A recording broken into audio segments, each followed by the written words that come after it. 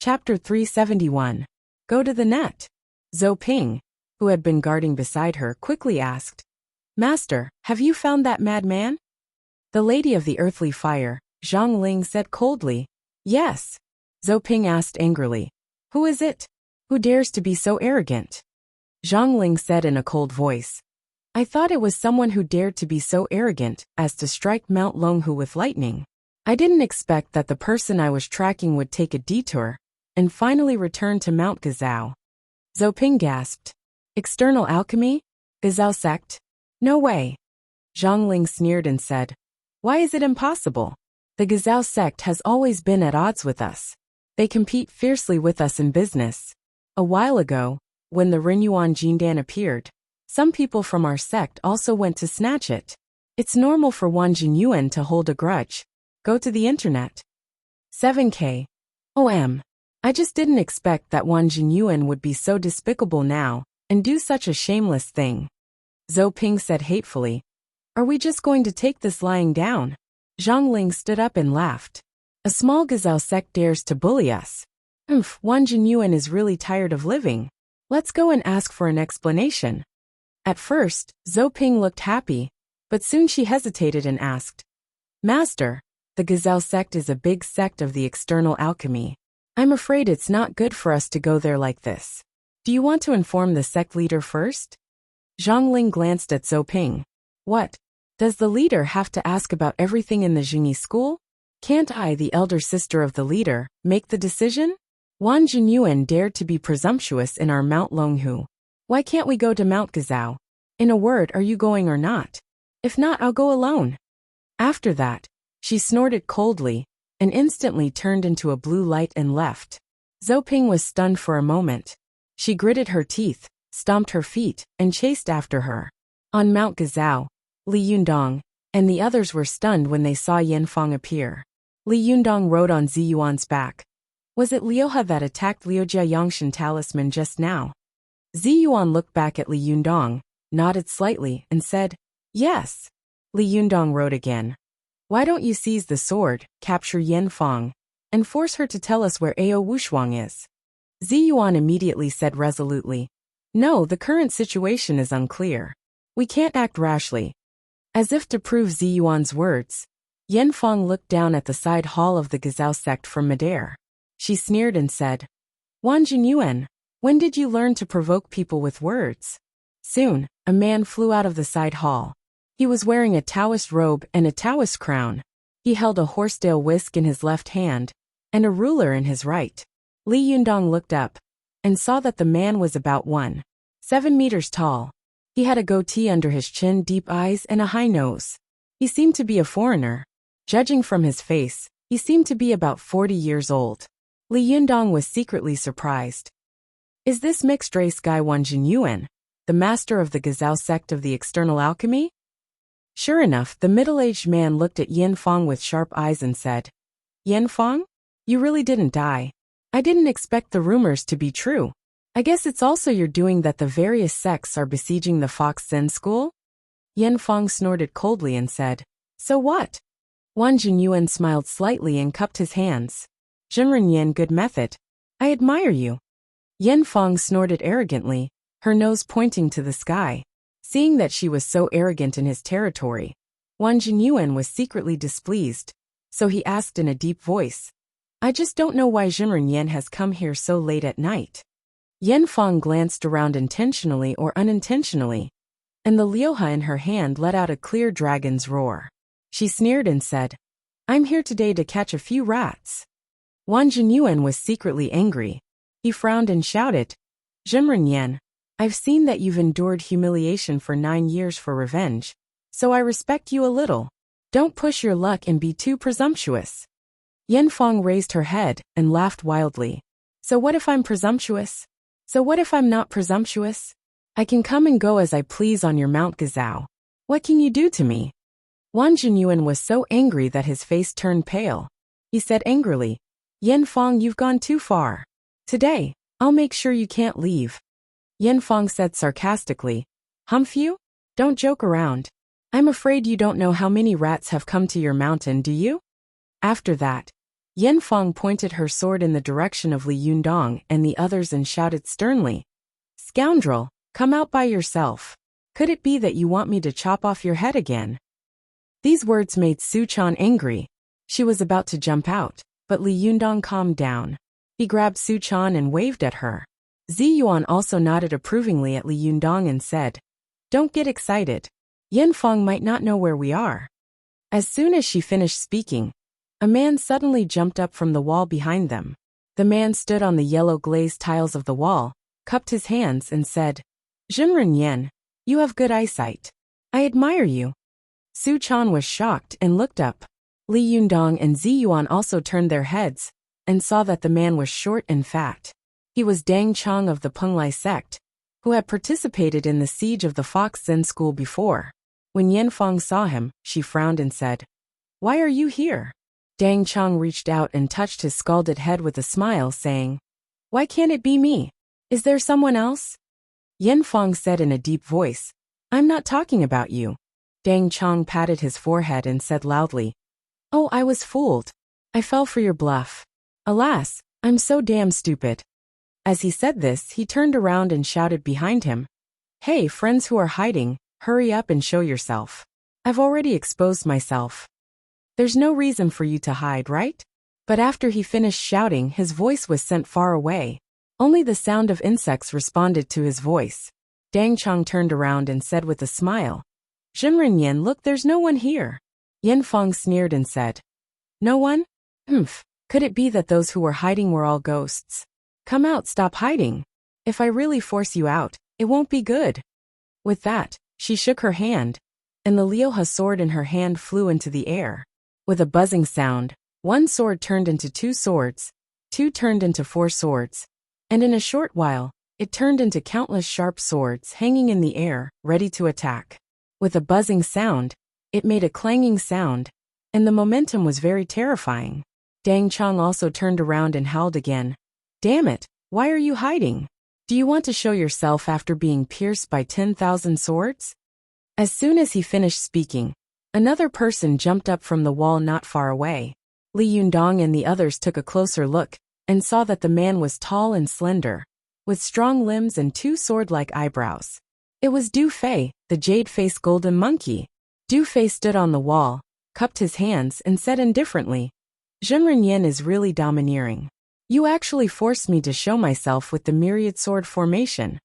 When Dang Chong saw him, he immediately laughed and said, "Oh, Jinren Du, nice to meet you. Why are you here?"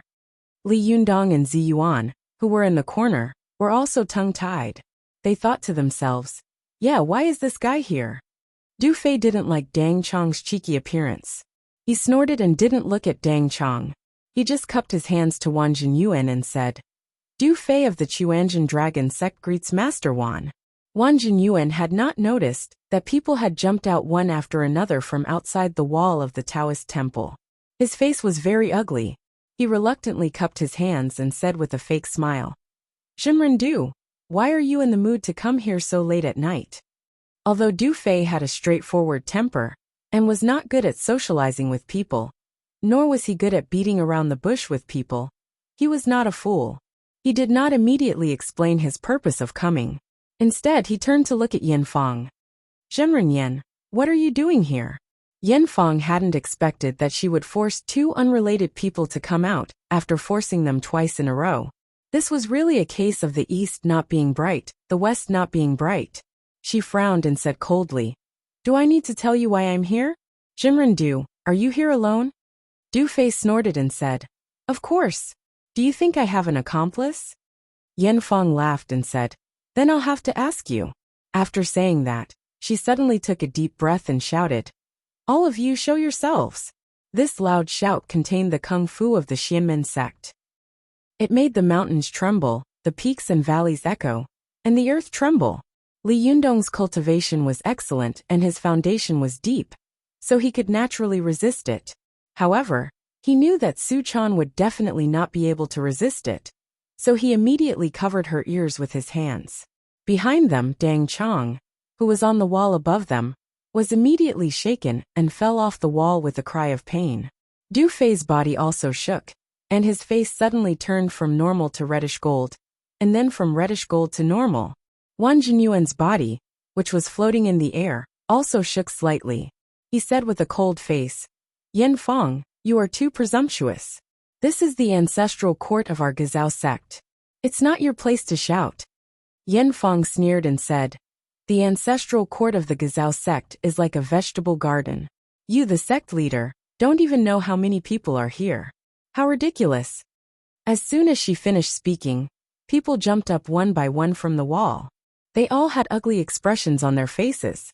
Some rubbed their chests with their hands, while others cupped their hands and reported their sections. "I am Zhang Hongqing of the Jinshan sect. I am Chen Anji of the Donghua sect. Greetings, Master Wan and Jinren Yan. Jinren Yan, Master Wan. I am Ning Shoka of the Yiyang sect." Li Yundong, Su Chan, and Ziyuan watched as one cultivator after another jumped out from behind the wall. They could only stare blankly and stare blankly. Li Yundong thought to himself, "Oh my god, how many people are hiding outside the Gazao sect? I thought we were the only ones who came to the Gazao sect at night. I didn't expect that there would be so many companions." There were about a dozen of them. In the end, an old man with white hair and a ruddy face jumped up the wall with a beautiful young woman. He cupped his hands and said to the people around him with a smile, "I am Zheng Yuan of the Yin Yang sect of Mount Wuhua. This is my disciple Lu Fengping." When Li Yundong saw him, he immediately frowned, and there was a murderous look in his eyes. Especially when he saw Ding Nan beside him, his frown deepened. He thought to himself, "Is Ding Nan going further and further on this road of no return?" When Su Chan saw Zheng Yuan, her eyes widened. She reached out and pulled Li Yundong's arm, then wrote in his palm, "It's Zheng Yuan, our big enemy. What should we do?" Chapter 372. Go to watch net. Li Yundong patted Su Chan's palm, shook his head gently at her, and then wrote, "Calm down. Let's wait and see. Go to watch net. 7K. OM." At this time, Yan Feng hadn't expected that her loud shout would force so many people to come out. She was also a little stunned, and didn't say anything for a long time. Her face was gloomy. On the other hand, Wang Jinyuan's expression was very interesting. He hadn't expected that there would be so many people hiding under his nose. He said with an extremely ugly expression, "Who else is there? Come out together." At this time the short, fat Dang Chong slowly climbed up from the top of the wall, waved his hands and said, Me too." Wang Jinyuan had nowhere to vent his anger, so he immediately waved his hand. A gust of strong wind suddenly burst out of his sleeve, shaking Dang Chong off the wall again. A row of cultivators from various sects standing on top of the wall burst into laughter. However, Wang Jinyuan's face turned blue. He shouted, "Do you really think my Gazao sect is a vegetable garden? How dare you be so presumptuous? Who else is there? Get out here." As soon as he finished speaking, he heard a gloomy voice coming from the air. A young woman and a young girl descended from the sky. Both of them were dressed in Taoist robes. One of them had her hands in her sleeves, and the other had a long sword on her back. They were slim and graceful. The young woman stared at Wang Jinyuan coldly and said, "Wang Jinyuan, I'm being presumptuous. What are you going to do?" Wang Jinyuan took a closer look at the woman, and suddenly sucked in a breath of cold air. Yan Feng, who was not far away, also suddenly changed her expression. Li Yundong knew that the beautiful girl next to the woman was Zhou Ping, but he saw that the woman next to Zhou Ping was ordinary, and the red cinnabar mole between her eyebrows was particularly eye-catching. Wang Jinyuan and Yan Feng had not been so shocked when so many people jumped out before. But when they saw this woman, their expressions suddenly changed.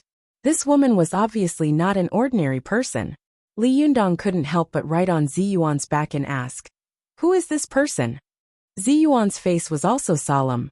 She sent a voice transmission to Li Yundong and said slowly, "This is Zhang Ling, the elder sister of Taoist Zhang, the leader of Jingyi school. She is known as the Lady of the Earthly Fire." Li Yundong's expression couldn't help but change.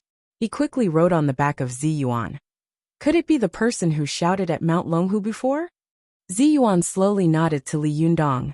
Li Yundong's expression suddenly froze. When he had struck Mount Longhu with lightning, Zhang Ling's angry shout had almost shaken Li Yundong up from the ground. What kind of cultivation was this? This kind of cultivation was simply terrifying. Li Yundong secretly calculated in his heart that if he fought with her head-on, his chances of winning would be less than 30%. Su Chan, the little fox, suddenly found that there were so many Taoist masters around her. She was so scared that she didn't even dare to breathe. She clung to Li Yundong with both hands and refused to let go, for fear that he would disappear in the next second. Li Yundong's heart was also pounding. He thought to himself, this Zhang Ling can't be chasing after me, can she? If she takes the initiative to make trouble for me, and Yan Fong also joins in the fun, I'm afraid that I will die here today. It doesn't matter if I die, but what about the girl? What if I get Zi Yuan into trouble? Li Yundong quickly calculated in his heart. Just as he was thinking, there was suddenly a change in the field. Zhang Ling's appearance made Wang Jinyuan's expression change. He looked at Zhang Ling with great vigilance and said in a deep voice, "It turns out that the Lady of the Earthly Fire has come. I'm sorry for not going out to meet you." Zhang Ling smiled coldly and didn't say anything. Zhou Ping, who was next to her, said loudly, "Wang Jinyuan, don't do that. Tell me, where were you in the first half of the night?" Wang Jinyuan was already depressed enough tonight. There were so many people hiding under his nose, but he hadn't noticed them. At this time, there was a little girl pointing at his nose and shouting. No one could stand this, let alone he was the leader of a generation and the leader of a sect. The unhappiness in Wang Jinyuan's heart had reached its peak. He said angrily, "Who are you? How dare you shout in front of me?" Zhou Ping was so angry that her face turned red. Just as she was about to speak, she saw Zhang Ling raise her hand and stop her. Zhou Ping glared at Wang Jinyuan angrily, then stood behind Zhang Ling and glared at Wang Jinyuan. Zhang Ling couldn't help looking Wang Jinyuan up and down. She asked coldly, "Master Wan, didn't you just ask me to get out? I'm out now. What can I do for you?"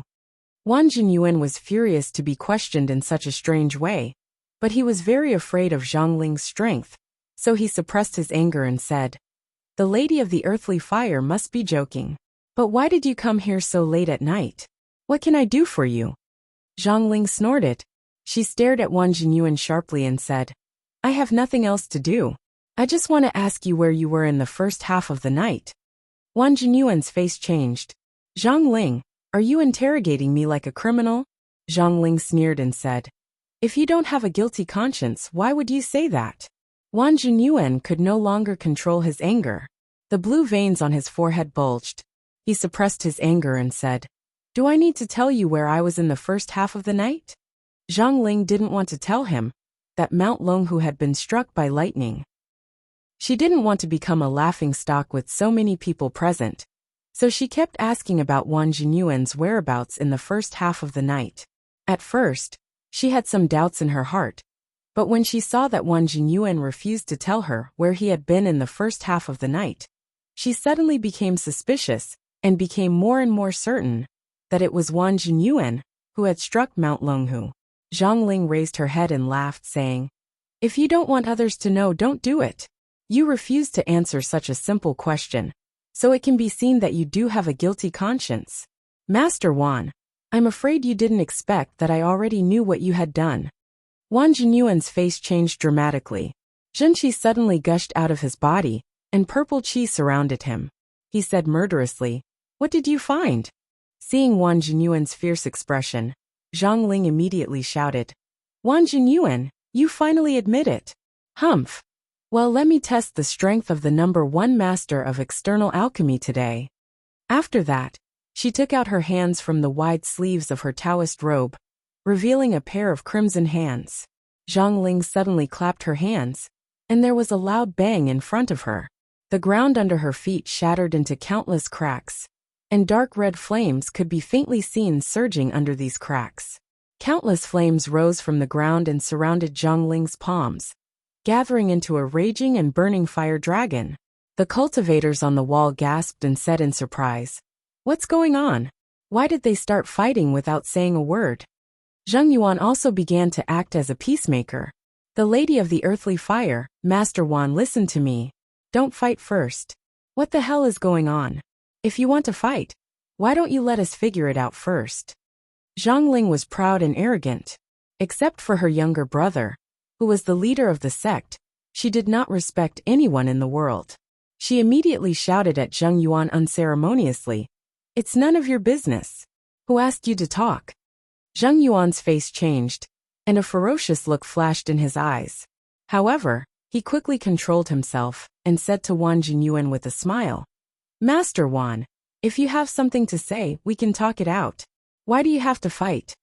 Wang Jinyuan's face was gloomy. He looked at the cultivators on the wall with an unfriendly gaze and sneered, "Talk it out. Well, tell me what you are here for tonight. If you don't make it clear, none of you will leave alive today." Wang Jinyuan's words made the faces of these cultivators change greatly. Some of them with bad tempers immediately began to curse. Wang Jinyuan's face became more and more ferocious, and his murderous aura became stronger and stronger. Seeing the murderous aura on the field, Dang Chong suddenly rolled his eyes and said loudly to Yen Fong, "Zhenren Yen, you forced us all out. Do you want to take advantage of the situation?" Yen Fong didn't expect that her loud shout would force so many people to come out. Seeing that the situation on the field was getting more and more chaotic, she really wanted to sit on the mountain and watch the tigers fight and reap the benefits. But when she heard Dang Chong's words, her wishful thinking was seen through, and she was dragged into the chaos and couldn't get out. She couldn't help but curse, "You short man, what bullshit are you talking about?" Dang Chong fanned his nose with his hand and laughed loudly. "It stinks. I'm not talking nonsense. You really wanted to force us out just now. That's why so many things have happened." Wang Jinyuan couldn't help but shout, "Why did so many people come to my Gazelle sect so late at night? Wasn't it enough to snatch the Rinyuan Jindan last time? Do you really think our Gazelle sect is a pushover?" Dang Chong giggled and said, "Master Wan, you guessed right. We're really here for the Rinyuan Jindan." Wang Jinyuan's expression changed. He said angrily, "Didn't you already take the Rinyuan Jindan? Why are you here again?" At this time, Du Fei suddenly said, "Master Wan, to tell you the truth, I recently heard that there is a second Rinyuan Jindan in the Gazelle sect, so I came to the Gazelle sect to find out." As soon as Du Fei finished speaking, the cultivators of the other sects also nodded in agreement. "Yes, we also heard the rumor, so we came to have a look. If there really is a second Rinyuan Jindan, Master Wan, we are willing to buy it at a high price." "That's right, Master Wan. How much do you want? Name a price." "Yes, we can also exchange powerful magical weapons with you, as long as you say so." As Wang Jinyuan listened to the chaotic voices of these cultivators, he couldn't help but raise his head and laugh.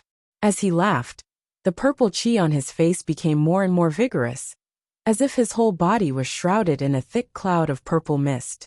He laughed for a while, then glanced at Zhang Ling coldly and said, "You're here to make trouble out of nothing." Then he glanced at Yen Fong and said, "You're here to put the blame on others." As he said this, Wang Jinyuan glanced at the cultivators on the wall and sneered, "You're here to take advantage of the situation." Wang Jinyuan spat out a stream of purple qi from his nose. Gradually, the purple qi around him slowly transformed into a pattern of Tai Chi and 8 diagrams.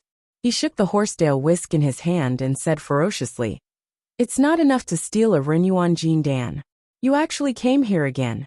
Very good, very good. It seems that you really don't take me, the master of the Gazelle sect, seriously. Today none of you can leave."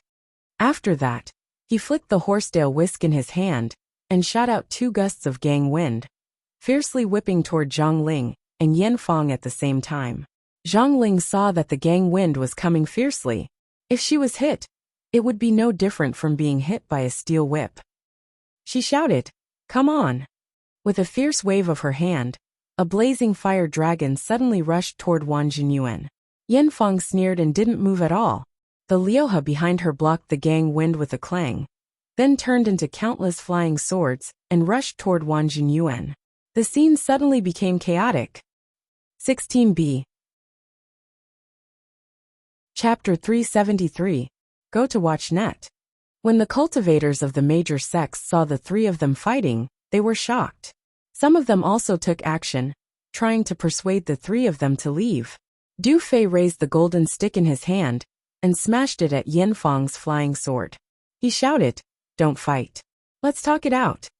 Seeing that the situation was in chaos, Zheng Yuan smiled sinisterly and quietly released 2 ox-hair needles to stab the cultivators next to him. Go to watch net. 7K. OM. These cultivators had not expected that the kind-looking man with white hair and a youthful face would be so cruel and merciless. Suddenly, several of them were hit. Among them, there were some who had their own differences. Now that they were provoked by someone, they immediately cried out in alarm. They looked at the people around them in bewilderment. After exchanging a few glances, they immediately started fighting with each other. Zheng Yuan was overjoyed, but he shouted, "Everyone, don't fight. We are all the same. Let's talk it out." But from time to time, he would play dirty tricks, making the situation more and more chaotic. Ding Nan looked at the chaotic situation in front of her and asked in a low voice, "Master, what's going on?" Zheng Yuan smiled sinisterly and said, "Isn't this better? The more chaotic it is, the easier it will be for us to fish in troubled waters. Humph, my good disciple, don't you want that Rinyuan Jindan?" Ever since Ding Nan had joined Zheng Yuan's sect, she had heard a lot about the cultivation world from him, especially about the time when the Rinyuan Jindan had appeared, and the time when Li Yundong had begun to rise. Ding Nan had privately guessed that Li Yundong had changed so much because he had taken the Rinyuan Jindan. If Li Yundong could suddenly become so powerful after taking the Rinyuan Jindan, what about her? If she also became a great cultivator, would Li Yundong have to look up to her from then on? As soon as Ding Nan thought of this, her heart began to pound. At this time, Li Yundong was dumbfounded. He had never expected that when he and Zi Yuan went to the Linggong sect to get the 5 Thunders Jade Book, and then followed a Sherbua of the Fox Zen school to Mount Gazao, they would cause such a big melee. He couldn't help but look at Zi Yuan. He wanted to ask her opinion and see what they should do now, but when he turned his head, he saw that Zi Yuan was also dumbfounded. She was staring blankly at the scene and couldn't say a word. Obviously, she was also helpless and had no way to deal with it. Su Chan pulled Li Yundong's arm. At this time the scene was chaotic. She was not afraid of being heard, so she lowered her voice and said, "Yundong, what should we do now?" Li Yundong smiled bitterly in his heart. "You ask me, but who do I ask?" But just as he was about to speak, he saw that Mei Nyang, who had already been paralyzed with fear, was taking advantage of the fact that the cultivators on the field were fighting and not paying attention to her. She was slowly moving against the corner of the wall, preparing to escape. Li Yundong's heart skipped a beat. He pointed at Mei Nyang with his finger and said in a low voice, "Let's catch Mei Nyang first and find out what's going on." Zi Yuan nodded. "Okay, but it's not good to make a move here. Let's follow her first. Wait until there's no one around before we make a move." Li Yundong understood. He pulled Su Chan and slowly walked toward Mei Nyang. But Mei Nyang seemed to have never seen such a chaotic scene before. Her legs seemed to have gone soft. She leaned against the wall and moved step by step, unable to move for a long time. Li Yundong saw that although she was leaning against the wall, she was still in the field of fighting and couldn't get out of their sight. Li Yundong thought to himself, "Woman, why don't you run away and stay there to wait for death? Swords have no eyes, let alone fighting." While he was thinking, he suddenly saw Yin Fang shout loudly. Her fingers quickly pinched a few sword spells, and the Zhenqi all over her body poured out like a waterfall, causing her black hair to stand on end and the corners of her clothes to dance wildly. The Liuha behind Yin Fang instantly jumped into the vast starry sky and turned into a star in the blink of an eye. Then an ear-piercing sound of a sword came from the sky, like the roar of a dragon from the ninth heaven. Everyone on the field looked up and saw that the stars in the sky suddenly shook. Then, the stars became brighter and brighter, as if all the stars in the sky had fallen. Seeing this, some cultivators shouted in horror, "This is the unique skill of the Linggong sect. The sword breaks the sky. Everyone run." Those with low cultivation immediately fled without a trace, while others immediately released their powerful magical weapons to protect themselves. Wang Jinyuan snorted coldly and waved the ruler in his hand. Suddenly, a long river of purple mist was formed above his head. This long river was so dense that it looked like a city wall. Zhang Ling slammed her hands on the ground, and with a loud bang, countless cracks appeared on the ground. These cracks were filled with red light, as if magma was surging. She grabbed out with her 5 fingers and pulled out the scorching hot magma flames from the cracks in the air. Then, she slammed her palms towards the rain of swords that was falling from the sky. Li Yundong saw that the sword rain was so terrifying. Although he, Zi Yuan, and Su Chan were not on the field, even if they were on the sidelines, he could still feel the fierce sword chi coming at him. His skin was pricked by it, and had countless goosebumps. This sword rain was much fiercer than the one he had encountered when he had fought with Du Fei before. The strength and range of the attack were not the same as before. Amazing! What kind of magic is this? Li Yunyang was horrified. Although he had the extremely powerful fan of 7 treasures, and the mantra Mahamudra, with strong close combat ability, he didn't know any of these powerful spells of mass destruction, except for the 5 Thunder Righteous spell, which he had just learned and hadn't started yet. Zi Yuan said sternly, "This is the sword breaks the sky created by the ancestor of our Linggong sect. It is one of the magic spells of the immortal sword. Only with a sword in hand can this move be used." Li Yundong asked in confusion, "Why?" Zi Yuan said quickly, "Although there are as many magical items in the world as there are hairs on an ox, and each magical item has its own powerful side, in terms of the number of powerful magical items, the immortal sword is worthy of being the king of magical items. Whether it is the 5 great immortal swords of Taoism, or the 4 great swords of Buddhism, they are all first-class magical items in the world." As the 2 of them spoke quickly, countless flying swords in the sky had already arrived in the blink of an eye and fell down.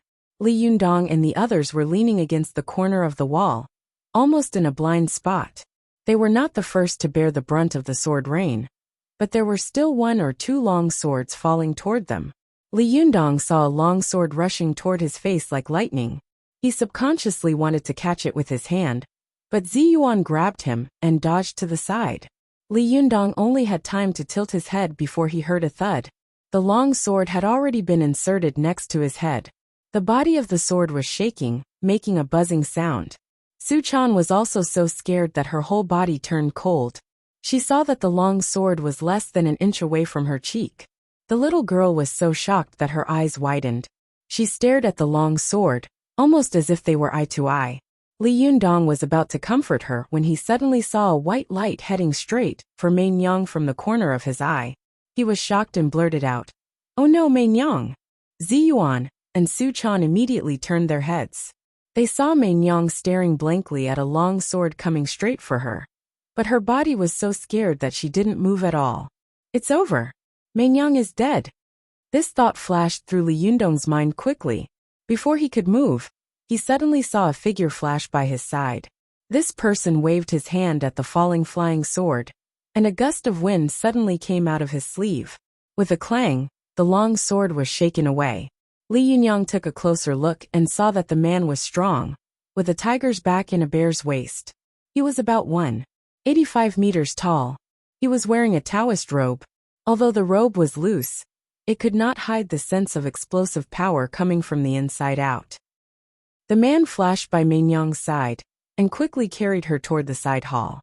Li Yundong didn't even think about it, and immediately said, "Chase!" The 3 of them didn't care about being discovered by others, and immediately chased after him. Li Yundong saw that the man had entered the side hall. Just as he was about to follow him in, he suddenly saw the man turn around and strike at him with his palm. Li Yundong's Jinqi suddenly burst out, and he raised his hand to meet it with a fixed fundamental seal. With a bang, the palms of the 2 men collided, and the surrounding air trembled with a buzzing sound. At the same time, Li Yundong and the man's palms emitted a crimson light, as if a bolt of lightning had lit up the side hall. With the help of this light, Li Yundong immediately saw the man's appearance and figure. The man looked to be about 30 years old. He was handsome and tall, and had an extraordinary bearing. Although he looked unfamiliar, Li Yundong felt that he was a little familiar. Especially when Li Yundong slapped the man with another Mahamudra. The man's body twisted strangely. This figure made Li Yundong's mind flash, and he blurted out, "You're the guy who peeped at the heavenly Jindan technique in the stone room of the Fox Zen school." The man didn't answer Li Yundong's words. He slipped past Li Yundong. He was holding Mei Nyang in his arms, so it was not convenient for him to exert his strength. He didn't dare to fight against Li Yundong, not to mention that Zi Yuan and Su Chan were beside him. The man held Mei Nyang in his arms and fought with Li Yundong's palm. Then, he quickly used the force of Li Yundong's palm to fly back like a cannonball. In the process of retreating, he changed from holding Mei Nyang horizontally to carrying her on his shoulder like a burden.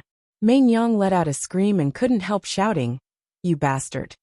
Before she could finish her words, the man pointed at her with his finger, and Mei Nyang's voice stopped abruptly. Li Yundong saw that the man was going to take Mei Nyang away, and he had countless questions that he couldn't get answers to. Without thinking about it, he immediately said to Zi Yuan and Su Chan, "Hurry up, don't let him run away. Chase after him." Zi Yuan and Su Chan answered at the same time. As soon as they moved, they saw the man suddenly turn his head, raise his other hand, and suddenly throw out a golden rope. Li Yundong saw the rope rushing toward them. He didn't know what kind of magical item it was, so he just snorted coldly.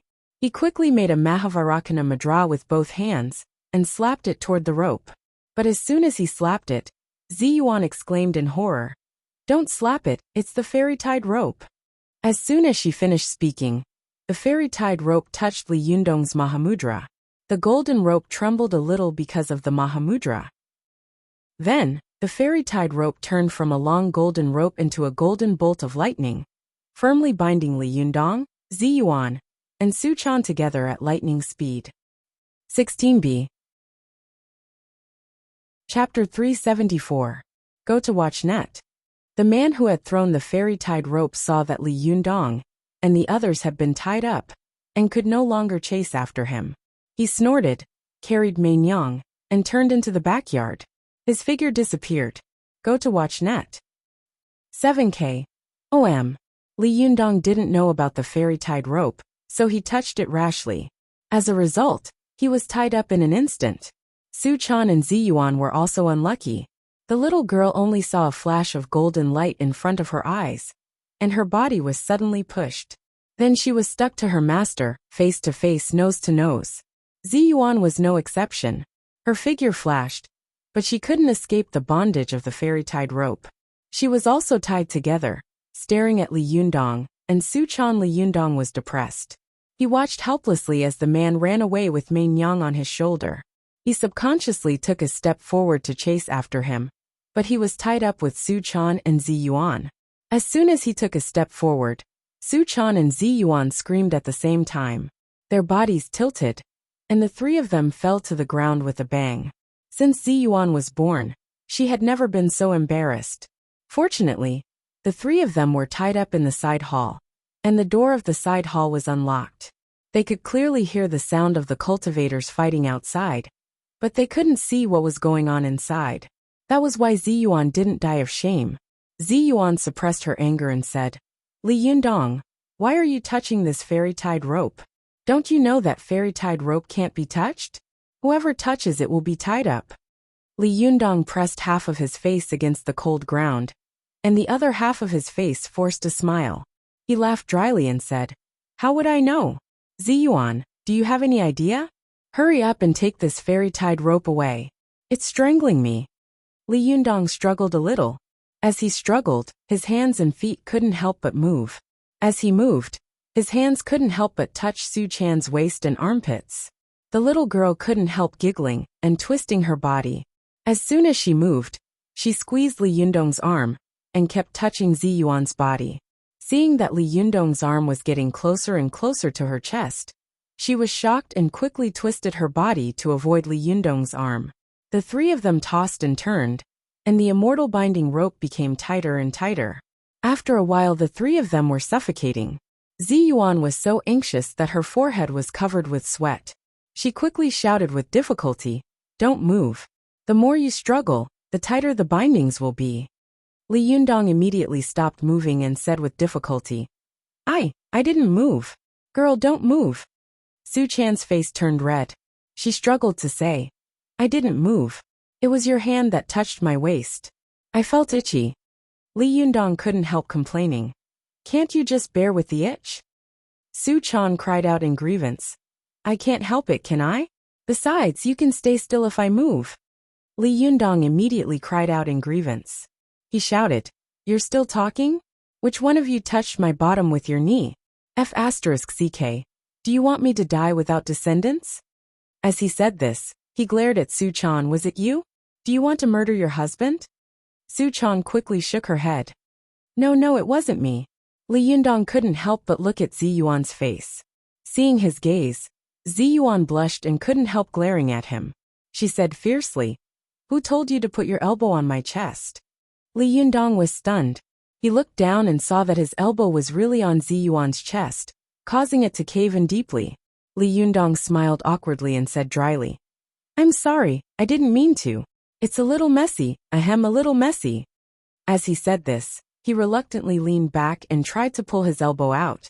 But as soon as Li Yundong moved, the fairy-tied rope tightened a little. Zi Yuan couldn't hold it anymore and couldn't help shouting, Don't move. It's tighter. They'll be strangled to death like this. Oh, Li Yundong said, then put his elbow back in. This time, it hit the sensitive spot on Zi Yuan's chest. Zi Yuan was ashamed and angry. Half of her body went limp. She said in a trembling voice, Please don't move anymore, okay? Li Yundong laughed dryly, and then glared at Su Chan next to him. Did you hear that? Don't move. Su Chan cried out. It was obviously you who moved just now. You always blame me. This is not fair. Li Yundong nudged the little girl's nose with his forehead and pretended to be angry. Nonsense, you are my woman. If I don't blame you, who should I blame? When Su Chan heard this, her anger disappeared, and she felt sweet in her heart. She smiled and said heartlessly, Bah, who is your woman? You are so shameless. Seeing that the two of them were flirting shamelessly in such a situation, Zi Yuan suddenly felt a sense of defeat and powerlessness. She felt that she couldn't even vent her anger, so she said helplessly, Can we get rid of this fairy-tied rope first before we talk about anything else? Li Yundong turned his face and wanted to talk to her, but the three of them were tied too tightly. As soon as he turned his face, his lips immediately touched the tip of her nose. Zi Yuan was caught off guard, and the tip of her nose was touched by Li Yundong's lips. She suddenly blushed and couldn't help but say angrily, I told you not to move. Didn't you hear me? Li Yundong had no choice but to turn his face to the side and say to Su Chan with a wronged expression, Girl, you don't dislike me. I'm talking to you. Su Chan didn't realize that the three of them were in danger at all. She only felt that it was very fun and exciting to be tied up with Li Yundong. She said with a smile, Okay, I won't dislike you. Seeing that the two of them were flirting with each other heartlessly, Zi Yuan couldn't help but groan gloomily. Oh my God, what have I done? Li Yundong didn't dare to turn his face again.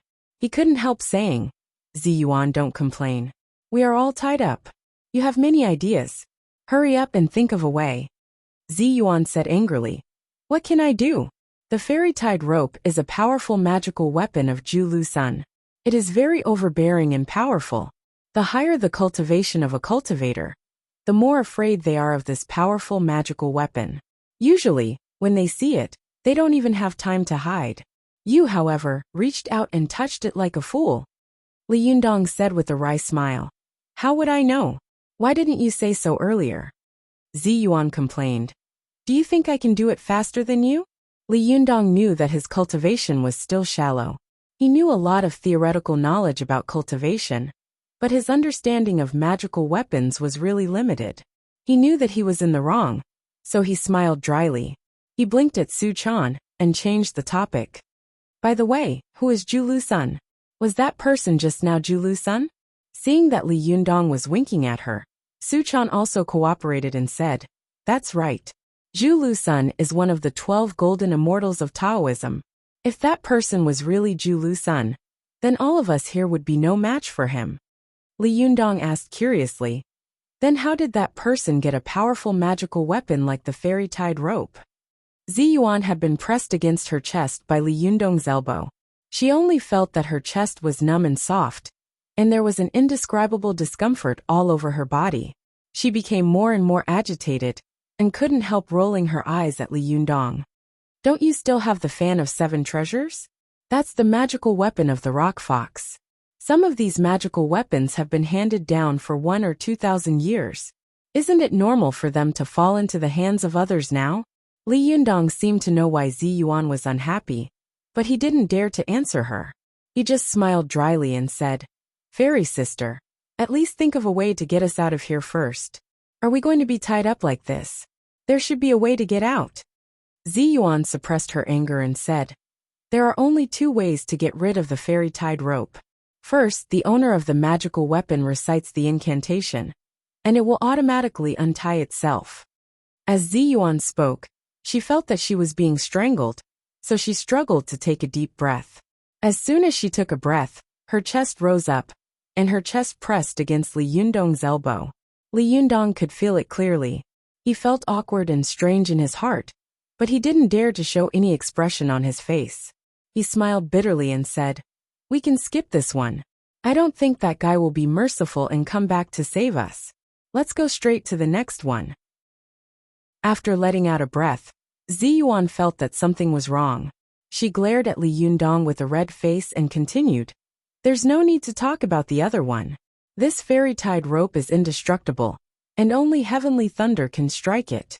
Do you think that if heavenly thunder comes down, the people tied up in it will be spared?" Li Yundong took a deep breath and said, "No way. Wouldn't we just be sitting around waiting for death?" Su Chan's face was also ashen. She grabbed the corner of Li Yundong's clothes tightly and said, "Yundong, are we going to die together?" Li Yundong quickly spat and said, "Bah jinx. It's really unlucky. How can you say such unlucky words? Don't talk nonsense. There must be a way." As he spoke, he didn't turn his face, but his eyes were squinting in Zi Yuan's direction. Seeing his strange expression, Zi Yuan found it very funny. Although they were trapped at the moment, Zi Yuan still couldn't help laughing when she thought of Li Yundong's funny actions and expressions, because he didn't dare to offend her. The corners of her mouth couldn't help curling up. Seeing her like this, Li Yundong couldn't help but be overjoyed. "Zi Yuan, you must have thought of a way, right? I knew it. You're the smartest." Zi Yuan rolled her eyes at Li Yundong and said, "What can I do? Haven't you heard the name of this magical item? The fairy-tied rope. It specializes in binding immortals. Even if an immortal is tied up, he can't escape." Li Yundong smiled bitterly and said, "But we are not immortals." Zi Yuan said, "Human beings are the beginning of immortals. The predecessors of all immortals were human beings. So human beings can also be regarded as half immortals. Therefore, they can also be tied up." Hearing this, Li Yundong couldn't help but feel a chill in his heart. He said in despair, "What should we do?" At this time, Su Chan's heart suddenly skipped a beat. She blurted out, "That's not right. I'm a fox spirit, not a human. You shouldn't tie me up." Hearing this, Li Yundong was stunned. A bolt of lightning suddenly flashed through his mind. He was overjoyed and said, "Yes, girl, you're so smart." Zi Yuan's eyes also lit up. She looked at Su Chan and said, "Yes, if you can transform into a fox spirit, you should be able to escape. At that time, we might be able to take advantage of your escape to escape as well." Hearing this, Li Yundong couldn't help laughing. "Yes, let's do that. Girl, you." But before he could finish his words, Su Chan suddenly shook her head like a rattled drum and said loudly, No, I can't transform into a fox spirit." Li Yundong and Zi Yuan were anxious at the same time and asked, "Why not?" 16b. Chapter 375. Go to watch net. Su Chan's face turned red under the simultaneous questioning of Li Yundong and Zi Yuan. She looked a little embarrassed. The little girl looked at Li Yundong eagerly, and said with some difficulty, "If I become a fox spirit, you will dislike me." Li Yundong didn't know whether to laugh or cry. She was still fussing about this at a time like this? He hurriedly coaxed, "Girl, what nonsense are you talking about? It's not like I haven't seen your real body before. Don't be silly. Your master won't dislike you. Go to watch net. 7K. OM. Su Chan's smart eyes rolled. She thought for a moment and said awkwardly, "But Sister Ziyuan is here. I'm embarrassed." Ziyuan sighed, closed her eyes and said, "Then I'll close my eyes. Is that okay?" Su Chan blinked but didn't say anything. She stared at Li Yundong without blinking. Li Yundong also sighed. "Then I'll close my eyes too." Su Chan nodded with a smile. "You're not allowed to open them like last time." Li Yundong shook his head helplessly and closed his eyes, looking as if he didn't want to look at her. "I'm afraid of you. I won't open my eyes. If I open them, I'll be a puppy." Seeing Li Yundong's solemn promise, Su Chan was relieved. The little girl blinked her eyes and said, "Then I'll change." After that, she took a deep breath and spat out a crimson nidin from her mouth. Soon, she transformed into a three-tailed fox spirit. The body of a fox spirit was completely different from that of a human. As soon as Su Chan transformed into a fox, she immediately felt her body relax. She rolled her eyes, moved her limbs, and escaped from the fairy-tied rope with a whoosh. As soon as the little girl landed on the ground, she turned around and swallowed the nidin. In the blink of an eye, she returned to her human form. She opened her eyes and said in surprise, "You should have told me before you changed." After that, she said to Li Yundong, "The fairy-tied rope is loose." Li Yundong was shocked. He opened his eyes and saw that there was indeed a large space around his waist, and it was much easier for him to breathe. Li Yundong was about to move, but Ziyuan grabbed him and said, "Don't worry. Let's move at the same time. The fairy-tied rope's reaction is extremely fast." Su Chan pulled out from the middle before because she is a fox spirit, so the fairy-tied rope will not sense her changes and movements. But the two of us are in human form. The moment we move, the immortal binding rope will retract. Li Yundong said, "Then I'll go down and you'll go up?" Ziyuan said, "All right." Both of them were lying on their sides on the ground, so it was not convenient for them to exert force. At this moment both of them moved. Just as they were about to exert force, the immortal binding rope suddenly felt movement. Before Li Yunyang and Ziyuan could exert their strength, the immortal tying rope tied the two of them together again. The fairy-tied rope suddenly exerted so much force that their heads bumped against each other. Li Yundong and Ziyuan cried out at the same time, and covered their foreheads with their hands, their faces full of pain. Su Chan burst out laughing and said, "You didn't escape. Your reaction is so slow." Li Yundong covered his forehead and said angrily, "If you want to run, you should at least tell us. You slipped out alone, but we didn't have time to run out." Ziyuan almost went crazy. She shouted with a broken face, "Oh my God, now it's great. How can we escape? Su Chan, why didn't you tell us?" The smile on Su Chan's face froze, and she said dryly, "I didn't expect." Li Yundong sighed and said, "This is great. The two of us are tied up tightly.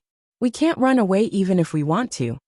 As he said this, Li Yundong moved a little unwillingly. He felt that although the fairy-tied rope was still tightly binding him and Ziyuan, it was not as suffocating as before. Ziyuan and Li Yundong were tied together, and their bodies were pressed against each other. They faced each other, and her chest was also pressed against Li Yundong's chest. His strong masculine scent also rushed over her. Ziyuan only felt that her whole body was hot and weak, and she was extremely anxious. She couldn't help but say to Li Yundong angrily, "Don't move. Don't get so close to me." Li Yundong smiled bitterly and said, "What can I do? Who let this rope tie us so closely?" Because one person was missing, Li Yundong could finally turn his head. He said to Su Chan, "What are you waiting for? Hurry up and think of a way." Su Chan was at a loss. How? What way? Li Yundong didn't know whether to laugh or cry. Even finding something to cut would be good. Su Chan seemed to wake up from a dream. She quickly turned around and began searching around. Ziyuan sighed and said faintly, somewhat resigned to her fate, "It's useless. If the fairy-tied rope doesn't stop swords and knives, no magical item or sword can cut it." Su Chan snorted and said unhappily, "I don't believe it." She looked around and suddenly saw a mighty and tall statue of Emperor Guan standing in the side hall. This second Master Guan held an incomparably huge green dragon crescent blade in his hand and stood there majestically. Su Chan was overjoyed. She rushed to the statue of Emperor Guan, held the green dragon crescent moon blade with both hands, and pulled hard. Su Chan pulled out half of the green dragon crescent moon blade from the hand of Emperor Guan. Although it was only half, Su Chan felt that it was heavy in her hand. A huge force pulled her back.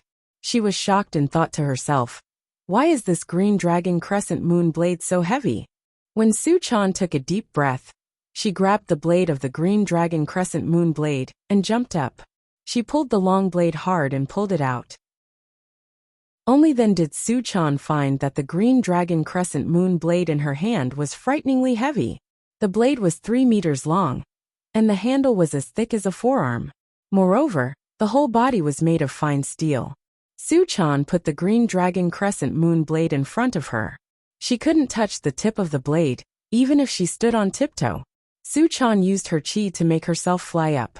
Her fingertips finally touched the blade. She was surprised to find that the blade of the green dragon crescent moon blade was very sharp. It had been sharpened. Su Chan landed on the ground and tried to lift the blade with all her might. She found that she couldn't lift it with both hands. This was no small matter. Su Chan had been able to lift the fan of 7 treasures, which weighed 81 kilograms, as if it were light. She hadn't expected that she couldn't lift the green dragon crescent moon blade in front of her. Su Chan knew her strength very well. If she used her chi to lift something, although it was impossible for her to have the strength of 1,000 kilograms like Li Yundong, she could still easily swing something that weighed 100 or 200 kilograms, and she could barely lift something that weighed a few hundred kilograms. However, the green dragon crescent moon blade in front of her didn't move at all. Does this blade weigh 1,000 kilograms? Su Chan gritted her teeth, held the green dragon crescent moon blade with both hands, and lifted it hard. With a clang, she finally lifted the blade. However, the result of her barely lifting the blade was that as soon as it was lifted, the blade sank behind Su Chan. The little girl let out a cry and almost staggered. However, she was also a cultivator. With the strength of her waist, she suddenly swung the long blade that was over her head in front of her. What Su Chan hadn't expected, however, was that the long knife was nearly 3 meters long. As she swung it forward, the inertia caused her to stumble. She stumbled a few meters after the knife, and the blade slashed down towards the ground with a whoosh. At this time, Li Yundong was discussing with Zi Yuan about sitting up. The two of them had been panting on the ground for a long time, one commanding and the other cooperating. Just as Li Yundong was about to sit up, he saw a white light flash, and a steel blade fiercely slashed towards the top of their heads. Li Yundong was suddenly shocked. He clapped his hands up, and with a snap, his 2 hands clamped the falling steel blade. Because Zi Yuan had her back to Su Chan, she didn't know what had happened for a moment. She subconsciously looked up and suddenly sucked in a breath of cold air. She saw a sharp steel blade hovering over her head. The blade was so cold that it seemed to be able to break her hair. Even though Zi Yuan was calm, she couldn't help but break out in a cold sweat. Li Yundong clamped the steel blade with both hands, and his heart was filled with fear. His back was drenched in cold sweat. He raised his head and said angrily, Su Chan. Su Chan held the steel blade with both hands. When she heard Li Yundong call her, she smiled dryly and said, Sorry, I missed. Li Yundong felt a headache coming on and said frantically, Missed? What if you hadn't missed? Am I going to be cleaved in half? Even if I hadn't been cut in half, look, if the blade had come an inch closer, I would have been able to practice the sunflower manual, and you would have been a widow.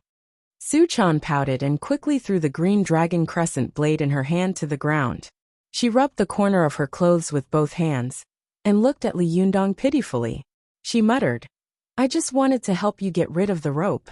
Li Yundong also threw the other side of the blade to the ground with both hands. He said speechlessly, You're more of a hindrance than a help, don't you know? Su Chan lowered her head lower and lower, and her chin almost touched her chest. Her face was full of grievance. Her lips wriggled, and she muttered in a low voice, You're the one who asked me to help, and you're the one who said that I'm more of a hindrance than a help. Li Yundong was so angry that he laughed. He glared at Su Chan and said, Forget it. Hurry to the door and see what's going on. Don't let someone suddenly rush in later. That will be a big joke. Su Chan nodded and hurried to the door, looking out through the crack. At this time, she saw that the cultivators on the field were in a mess. Zhang Ling's hands were burning with blazing flames. The golden flames were burning, but they didn't burn her sleeves or hair at all. However, as soon as the flames left her palms, they could immediately burn stones into mud. Wang Jinyuan was sitting cross-legged on a lotus altar made of purple qi. The chu qi in his hand had been thrown into the air, and was slowly rotating on the lotus throne, vaguely showing a pattern of Tai Chi 8 diagrams. The pattern looked weak, as if it would be broken with a poke, but the center of the 8 diagrams was constantly emitting purple ripples, spreading out layer by layer, like an invisible city wall. Among the 3 of them, Yan Fang's spiritual power was the weakest. Her whole body was emitting dazzling golden light. It was obvious that her yang spirit body had run its spiritual power to the extreme. However, the Liuha in her hand was really powerful and domineering. The violent sword rain just now had made her the most domineering cultivator on the field. Su Chan looked around, and saw that there were flying swords everywhere. The Liuha seemed to have transformed into countless long swords, each of which was fighting with the cultivators. The little girl exclaimed, "Ah, Yin Fang is so powerful. She's suppressing everyone by herself. Is the Liuha sword so powerful?" Ziyuan was struggling to sit up. Hearing her words, she said, "Of course, the magical item of the Liuha sword is weak in one-on-one battles, but it is extremely powerful in group battles. Although Zhang Ling is powerful, she didn't bring a magical item with her, so she suffered a great loss." The Jioha Yellow River ruler in Wang Jinyuan's hand was a defensive magical item, so its offensive ability was not strong. Therefore, Yin Fang suppressed everyone by herself. "Oh," Su Chan said. She turned her head and was about to look at the field again, but when she did, she was so scared that her soul almost left her body. She saw a flying sword flying in front of the side hall suddenly stop with a buzz. Then, the long sword floated in the air, as if it had sensed her presence. The edge of the sword suddenly turned around, and the tip of the sword stabbed at Su Chan like lightning. The little girl screamed, turned her head and ran away. As she ran, she shouted, "Help Yundong, help!" Li Yundong saw her turn her head and run toward him. He didn't know what was going on, so he said loudly, "What are you shouting for? Aren't you afraid of attracting people?" As soon as he finished speaking, the door of the side hall was pierced by a long sword, and a flying sword broke in. The flying sword was like a ferocious bandit. After breaking through the door, it looked around for a moment, then suddenly flew towards Su Chan. 16b. Chapter 376. Go to watch net. When Li Yundong saw the flying sword heading towards Su Chan, he immediately shouted in shock, "Girl, run!" Su Chan was not good at fighting, but she was good at escaping. Seeing the flying sword stabbing towards her, she flashed and narrowly avoided the sword like a slippery fish. "Go to watch net." As Su Chan dodged, she shouted, "What are you going to do?" Li Yundong said loudly, "Don't worry about me. I have my own way." As soon as he finished speaking, he saw the Liuha suddenly stop in midair, as if it had heard Li Yundong's words. It was indignant. The long sword trembled and made a buzzing sound. After a while, one sword was divided into 2 swords, and the 2 swords became 3 swords. Su Chan was shocked and said, "It's splitting." Ziyuan also shouted in exasperation, "The sword is psychic. Don't talk nonsense, okay? It can understand what you're saying." Now, the characteristic of the Liuha is that it will split into as many swords as it recognizes the number of enemies it has. "Let's see what you can do now. What can you do?" Li Yundong stared blankly and said dryly, How would I know?" Su Chan was about to speak, when she suddenly felt a white light flash in front of her. She subconsciously lowered her head, and the flying sword brushed past her black hair. The sharp edge of the sword cut off a few strands of her beautiful hair. Her hair fluttered in the air and slowly fell. Su Chan knew that if she had been a fraction of a second late, her head would have been cut off. Her heart was pounding with fear. She wanted to escape, but she couldn't bear to leave Li Yundong and run away alone. Su Chan thought quickly. She gritted her teeth and shouted, "This Liuha is really a useless magical item. Even I can't stab it. No wonder it ranks last among the 5 great swords of Taoism." When Li Yundong heard this, he was shocked. Girl, what nonsense are you talking about? Are you crazy? Are you tired of living? Sure enough, the Liuha seemed to understand Su Chan's words, and the sword began to tremble violently. The two long swords that had been stabbing at Li Yunyang and Ziyuan also stopped and floated in the air. The tips of the swords slowly turned around and pointed at Su Chan. Su Chan saw the three long swords staring at her. Although she was afraid, she still said stubbornly, "Am I wrong? You can't even hit a living person like me. And you only know how to hit two weak fellows who are tied up. If you're not useless, then what are you?" The Liuha was furious. The three long swords made a sharp sound and instantly turned into three white lightning bolts, crazily striking at Su Chan. Without saying a word, Su Chan immediately turned into a wisp of green smoke, turned around, and ran into the inner room. Li Yundong was burning with anxiety. He shouted at Su Chan's figure, "Girl, run away. Run as far as you can." Su Chan's voice came from the back of the house. "Okay, got it." But not long after he finished speaking, Su Chan ran out of the back of the house. Li Yundong was tongue-tied and said loudly, "Why did you come back?" Su Chan shouted, "It's a dead end." Li Yundong said in shock, "That's impossible. Didn't that person just run in with Mei Nyang in his arms?" Ziyuan reacted very quickly. She immediately said, "There's a secret room." Li Yundong said frantically, "Damn it, what should we do now? Girl, be careful." Su Chan could barely hold on to one flying sword, but it was a bit difficult to dodge three. She rolled and jumped in the side hall, and her figure was so fast that it almost turned into a few afterimages. However, because the space for movement was too small, she was gradually forced into a dead end by the three flying swords. A flying sword stabbed at Su Chan's chest. Su Chan twisted her body. Although she avoided being hit in the vital parts, her arm was inevitably cut. The little girl let out a shout, but as soon as her voice came out of her throat, she felt that her shout might make Li Yundong worry.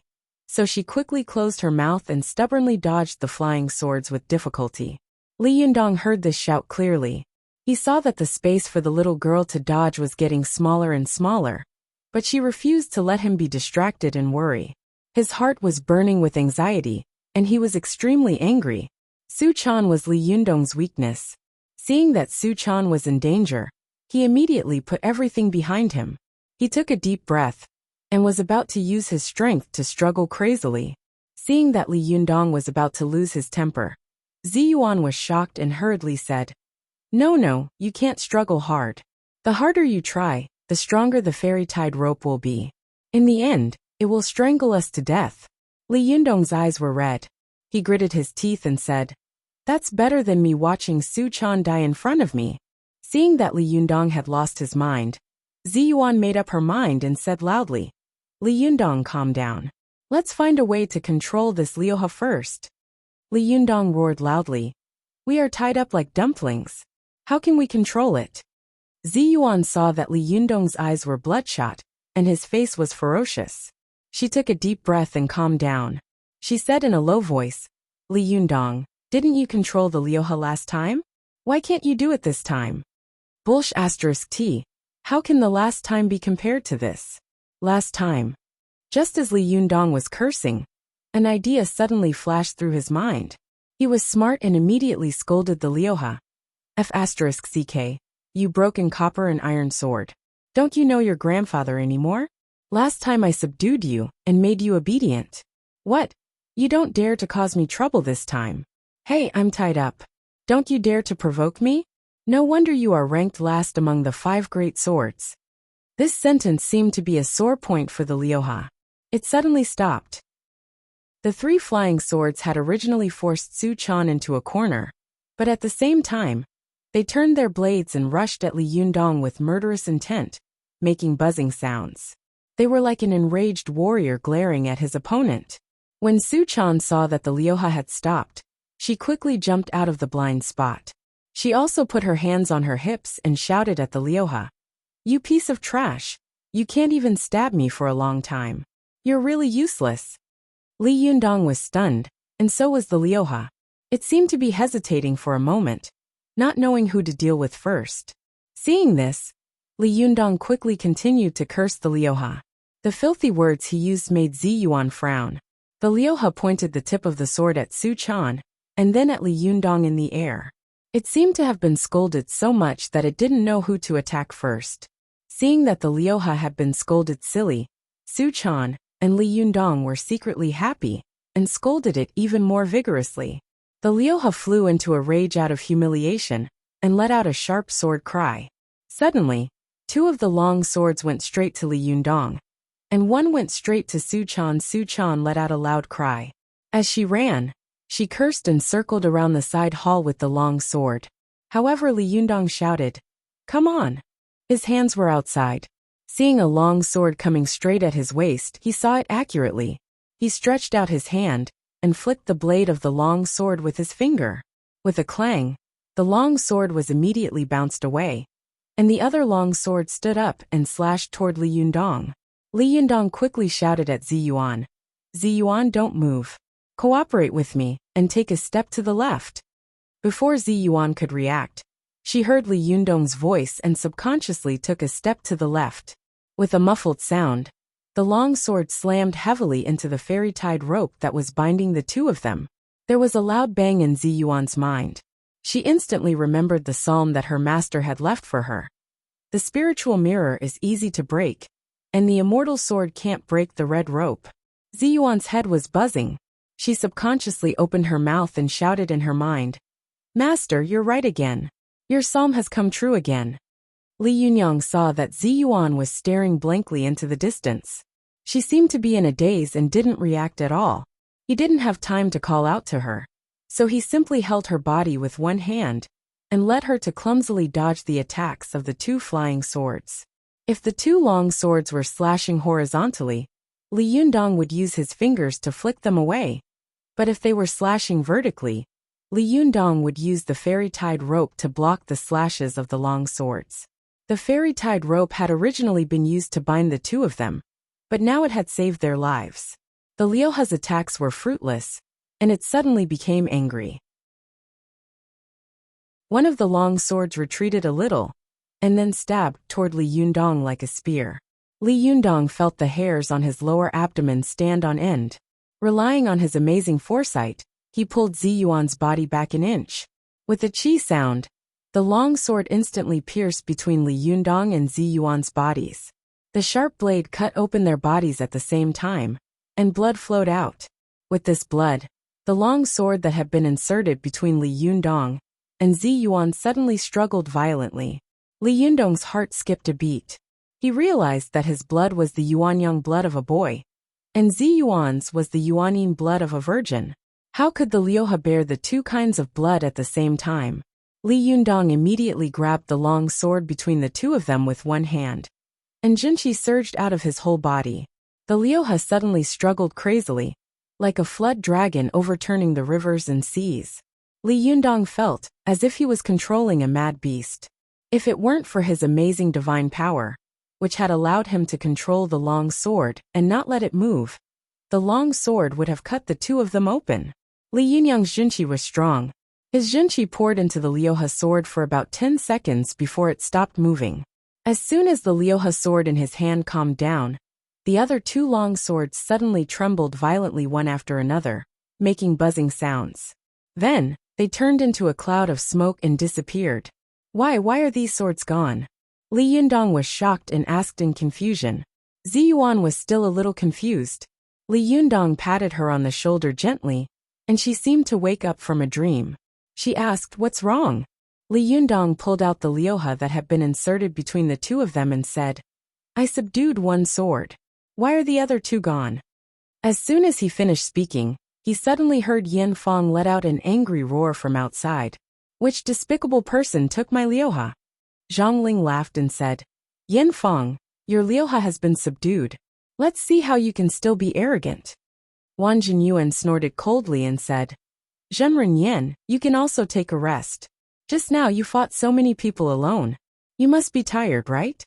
He raised his hand, and the fly whisk in his hand instantly shot out a fierce gust of wind toward Yin Fang.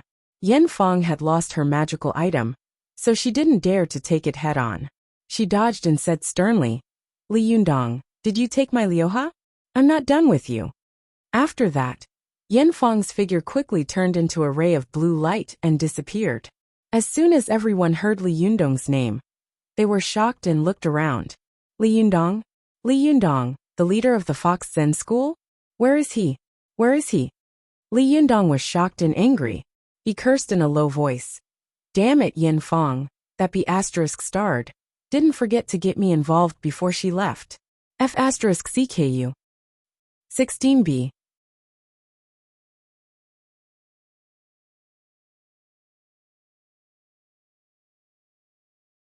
Chapter 377. Go to watch net. Only then did Zi Yuan understand what had happened. She calmed herself down and said quickly, the Liuha can transform into countless swords, which is most suitable for group battles. But it also has a fatal weakness. That is, once the sword it turns into is subdued by the opponent, all the other swords will disappear, and the sword that has been subdued will become the real body of the Liuha. Go to watch net. Li Yundong suddenly understood and said, so any sword can be called the Liuha? Zi Yuan nodded and said, yes. Now that they have noticed us, we have to leave quickly.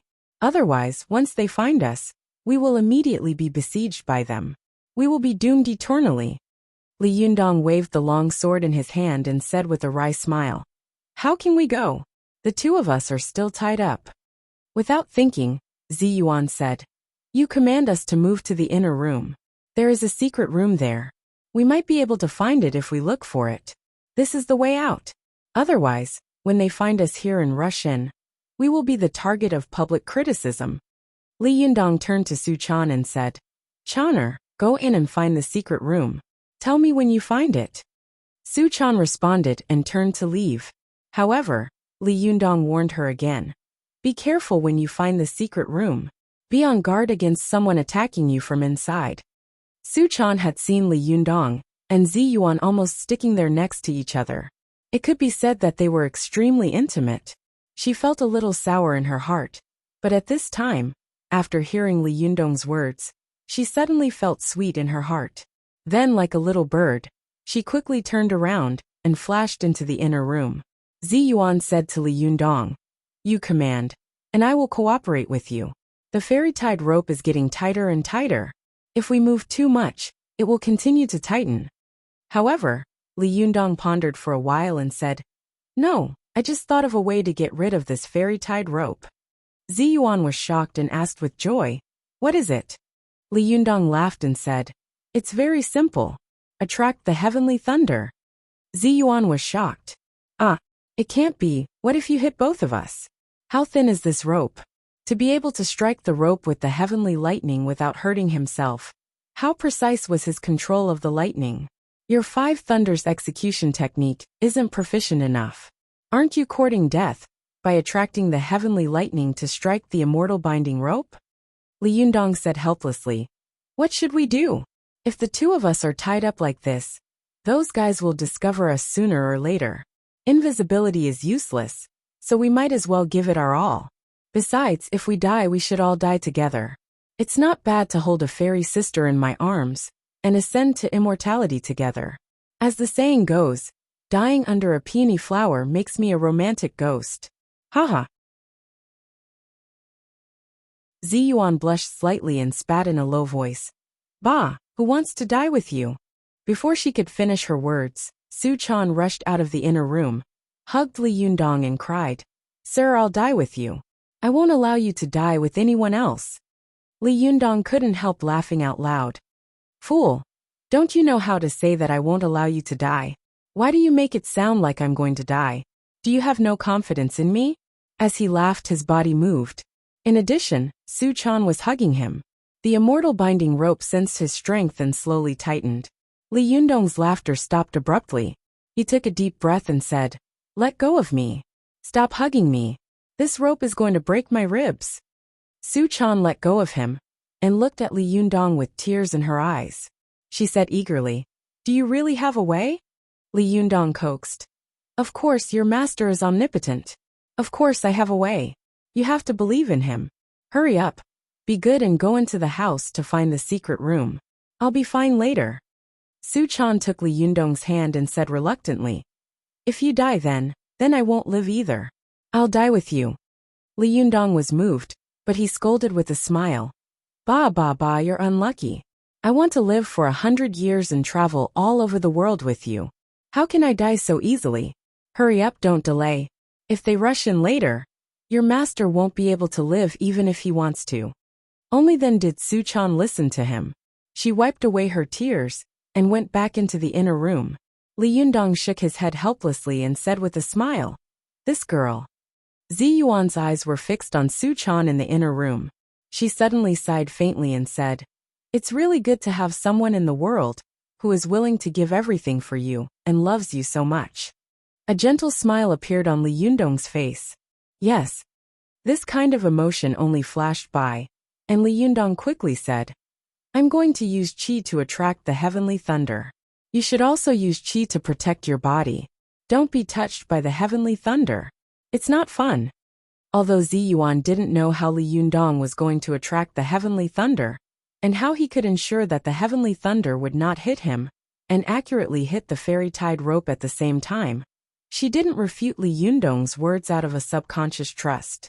Her whole body was covered with the jinqi of the Xianmen sect, and she looked at Li Yundong uneasily. Li Yundong took a deep breath, and mobilized his jinqi to silently use the 5 thunder righteous method. After a while, white steam rose from the top of his head, mobilizing the qi of chaos between heaven and earth, causing the dark clouds in the sky to roll and become denser and denser. At this time, all the cultivators present also felt that something was wrong. Zhang Ling even faintly felt that there was a pair of majestic eyes in the sky staring at her back, which made her hair stand on end. Zhang Ling suddenly raised her head and shouted, "Who is attracting the heavenly thunder? Do you want to die? Aren't you afraid of being struck?" Wang Jinyuan's expression was cold. He sneered and said, "Which fellow Taoist is so bold as to want to die with us?" After that, he looked at every cultivator present fiercely. As long as he found out who was attracting the heavenly thunder, he would immediately strike. When the cultivators present saw that Zhang Ling and Wang Jinyuan had suddenly joined hands, they were all shocked and hurriedly tried to explain. It's not me. Zhang Ling's eyes were sharp, and her eyes were bursting with light. She swept them back and forth like a sharp knife, as if she was trying to find out who was attracting the heavenly thunder. Zhou Ping, who was next to her, suddenly said loudly, "Master, could it be the Thunder Dragon? Ahem, could it be the person who struck us tonight?" Zhang Ling's expression turned serious, and she said decisively, "It's very possible." She suddenly turned her head and shouted at Wang Jinyuan, "Master Wan, did you really not go to Mount Longhu tonight?" Wang Jinyuan sneered and said, "Nonsense, I haven't taken a step out of the ancestral court all night." Zhang Ling thought, "Damn it, I made a mistake." However, she was stubborn and thin-skinned. She was unwilling to admit her mistake, so she said angrily, "Then why didn't you admit it just now?" Wang Jinyuan rolled his eyes and said arrogantly, "I'm the head of the Gazelle sect. In terms of status, I'm higher than you, Zhang Ling. In terms of seniority, I'm also older than you. In terms of age, I'm also older than you. You questioned me as soon as you came up. If I admit defeat and this matter is spread out, how can I, Wang Jinyuan, put my face in the future?" Zhang Ling snorted and thought to herself, "Last time, you were killed and had to flee from the ancestral court. Even the Rinyuan Jindan was taken away. Now that such a shameful thing has been spread out, what else can't you lose?" However, she was still afraid of Wang Jinyuan, so she didn't say it out loud. She searched for a while, and didn't find anyone attracting the heavenly thunder. However, the dark clouds in the sky were getting thicker and thicker. Zhang Ling snorted and landed from the sky, lest the heavenly thunder hit the highest cultivator first. However, after she landed, she was furious when she thought about what had happened that night. First, her side hall had been struck, and the magic formation she had wanted to refine the sword spirit had been destroyed, causing the perfect Sanju formation to fail. Then, she had finally caught up with the enemy, but she had found the wrong target. She had been confused and fought with someone on the field. Now, she had been forced to land on the ground by the heavenly thunder, and didn't even dare to fly. Zhang Ling thought to herself. I've been cultivating since I was in my mother's womb. When have I ever been bullied like this? The more Zhang Ling thought about it, the angrier she became, and the anger on her face became more and more obvious. Zhou Ping, who was beside her, observed her expression and said, Master, do you think it's Li Yundong's doing? Zhang Ling was stunned. Li Yundong, she thought for a while and asked doubtfully, does he know how to attract the heavenly thunder? Zhou Ping snorted and said, with Zi Yuan, that little B***tch, helping him what's impossible? Zhang Ling suddenly flew into a rage. Zi Yuan is a B***tch. When I catch her, I'll put her in prison for 100 years. Zhou Ping was overjoyed when she heard this. She fanned the flames and said, Master, let's catch Li Yundong first. If we catch him, Zi Yuan will have no one to rely on. Zhang Ling said decisively, we can't let either of them go. While she was speaking, a loud noise suddenly came from the sky. The night sky, which had been thousands of miles long, was now covered with thick dark clouds. Thunder and lightning were intertwined in the clouds, and the power of heaven was outstanding. The cultivators present all looked up at the sky with frightened expressions. They all wanted to dodge subconsciously, but at this time, most of the people present were cultivators with status. They were all afraid that if they escaped, they would become the laughing stock of the cultivation world in the future. They wouldn't even be able to lift their heads.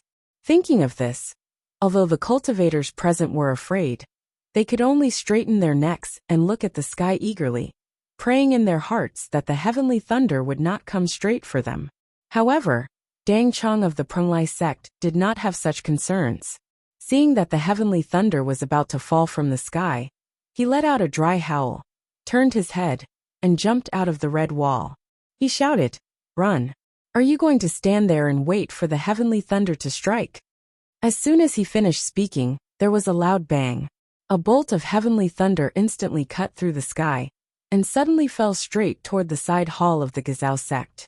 Li Yundong, who was attracting the thunder in the side hall, suddenly threw the Liuha in his hand at the moment the heavenly thunder was about to fall.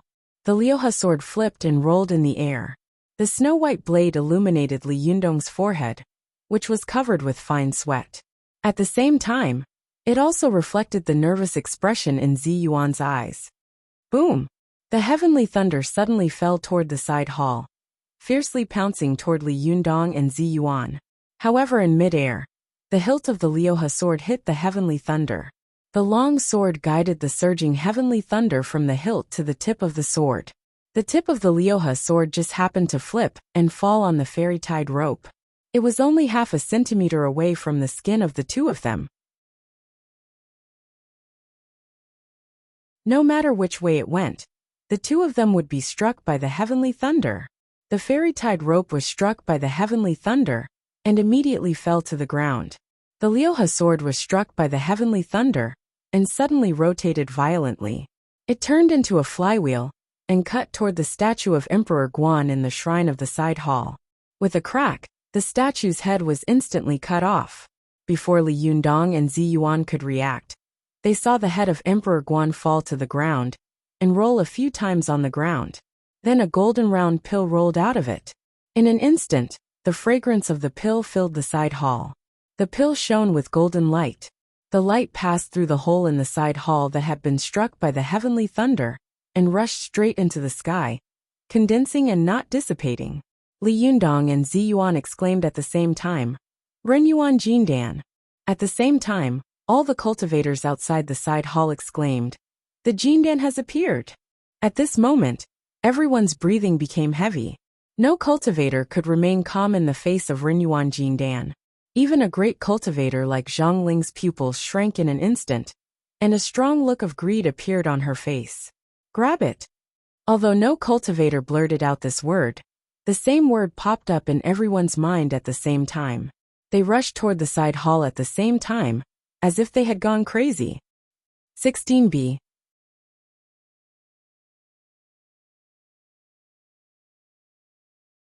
Chapter 378.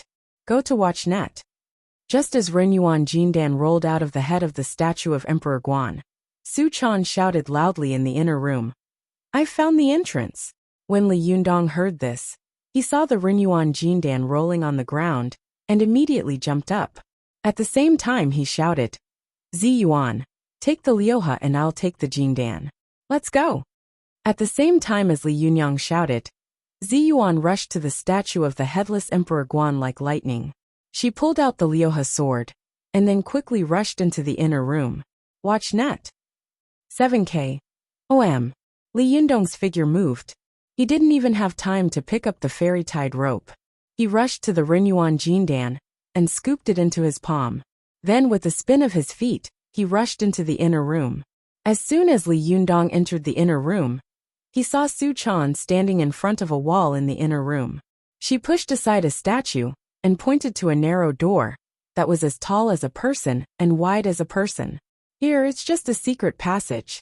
Li Yundong didn't even think about it and said decisively, "Ziyuan, you lead the way.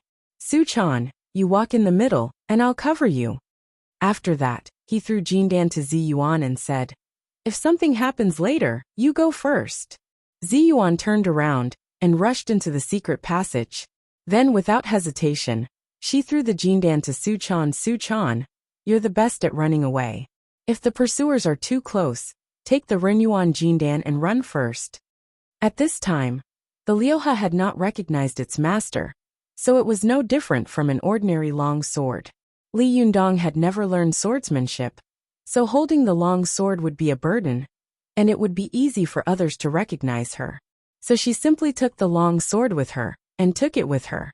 Su Chan hadn't expected that the Rinyuan Jindan would fall into her hands again. She was shocked and shouted, "Me? I want to go with Yundong." Li Yundong picked her up and threw her into the secret passage. "Don't talk nonsense. Let's go." Ziyuan caught Su Chan and quickly ran into the secret passage with her. As soon as he threw Su Chan into the secret passage, someone broke into the side hall with a loud bang. He turned his head and went into the secret passage. He quickly tore off his clothes and covered his face. Zhang Ling's cultivation was the highest and her speed was also the fastest. She chased into the main hall, looked left and right, and immediately chased into the inner room. As soon as she entered the inner room, she saw a dark hole on the wall, and the statue of old Lord Taishang fell to the side. Zhang Ling saw that the hole could only allow one person to enter at a time. If there was someone guarding the hole, it would really be difficult for one person to pass through, especially since it was pitch black inside. If someone were to ambush them, it would be very bad. The other cultivators also rushed to the inner room of the side hall. When they saw the dark entrance to the secret tunnel, they hesitated for a moment and stopped. No one dared to chase in. However, Zhang Lingyi was bold. Relying on her high cultivation level, she stomped her feet, clenched her teeth and rushed in. Li Yundong had already expected that the other party would chase after him. Without saying a word, he slammed his palm toward the person. Zhang Ling shouted angrily, "Come on!" Her palm met Li Yundong's palm. With a muffled bang, Li Yundong and Zhang Ling both took a step back at the same time, both of them shocked. Because the secret passage was dark, Li Yundong didn't know who it was. Moreover, he didn't know whether the secret passage he had found in a hurry was a way out. If it was a dead end, he could only guard the entrance and not let anyone in. Otherwise, it would not be one man guarding the pass, but a turtle in a jar. Li Yundong guarded the entrance of the cave, trying to buy some time for Ziyuan and Su Chan to escape. He wanted to rely on the geographical advantage to defend for a while, but he didn't expect that the person would be so fierce, and his Jinchi was not inferior to his at all. Ever since Li Yundong entered the cultivation world, he had fought with cultivators from various sects and was undefeated. He had relied on his Jindan Jinchi and Naiden, which was as condensed as steel. However, Zhang Ling had cultivated for decades and cultivated the orthodox Taoist magic. Her Naiden was condensed and her Jinchi was vigorous. She was only above Li Yundong, not below him. In particular, Zhang Ling knew a lot of magic. Compared with Li Yundong, they were like heaven and earth. They were not on the same level at all. Li Yundong suddenly realized that the person in front of him was the strongest enemy he had ever met in his life. He was much stronger than anyone he had ever fought against. He knew that if he retreated because he was no match for this person, Ziyuan and Su Chan would find out that this secret passage was a dead end. Then they would definitely die. There was no way for them to survive. It didn't matter if he died, but Su Chan and Ziyuan couldn't die. He could only advance, not retreat. Li Yundong made up his mind, and suddenly took a deep breath. The fighting spirit in his body were burning to the extreme. His eyes were bright, shining with divine light, and he was full of fighting spirit. Zhang Ling, who had been forced to take a step back by Li Yundong, was also shocked. She had roughly guessed that the person inside was Li Yundong, but she had never expected that Li Yundong's Jinqi would be so vigorous, as if it was not inferior to hers. Especially after this person's palm attack, 2 rays of divine light shot out of his eyes, as if they were real. The momentum and Jinqi of his whole body seemed to be much more vigorous and majestic than before. Zhang Ling took a deep breath and thought to herself, there is such a powerful master among the younger generation of the cultivation world? I'm afraid Ziyuan is not as good as him. The most amazing thing is that this kid is so young. How can his Jinqi be so vigorous? I've only seen such a cultivation at such a young age in my younger brother Zhang Tianshi. Where on earth did this guy come from? Zhang Ling wanted to test how vigorous Li Yundong's Jinqi was, and she also wanted to test where his bottom line was. She immediately took a deep breath and slapped Li Yundong with both palms. Without any fancy skills, she purely relied on her vigorous Jinqi to make a head-on blow. If Li Yundong was afraid, he could only retreat. If he didn't retreat, he could only take the attack. There was no way to dodge. Li Yundong saw the other party's 2 palms coming at him. Although the palms were not big, Li Yundong felt a strong and majestic aura coming at him. It was like a huge wave that could topple mountains and overturn seas, making him almost breathless. Although he had suddenly encountered a strong enemy, Li Yundong was not afraid at all.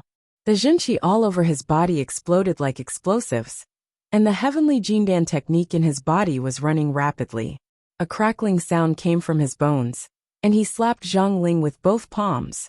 With a loud bang, Li Yundong and Zhang Ling both took 3 steps back at the same time. The secret passage was shaken by the wind of their palms, and a lot of dust suddenly fell.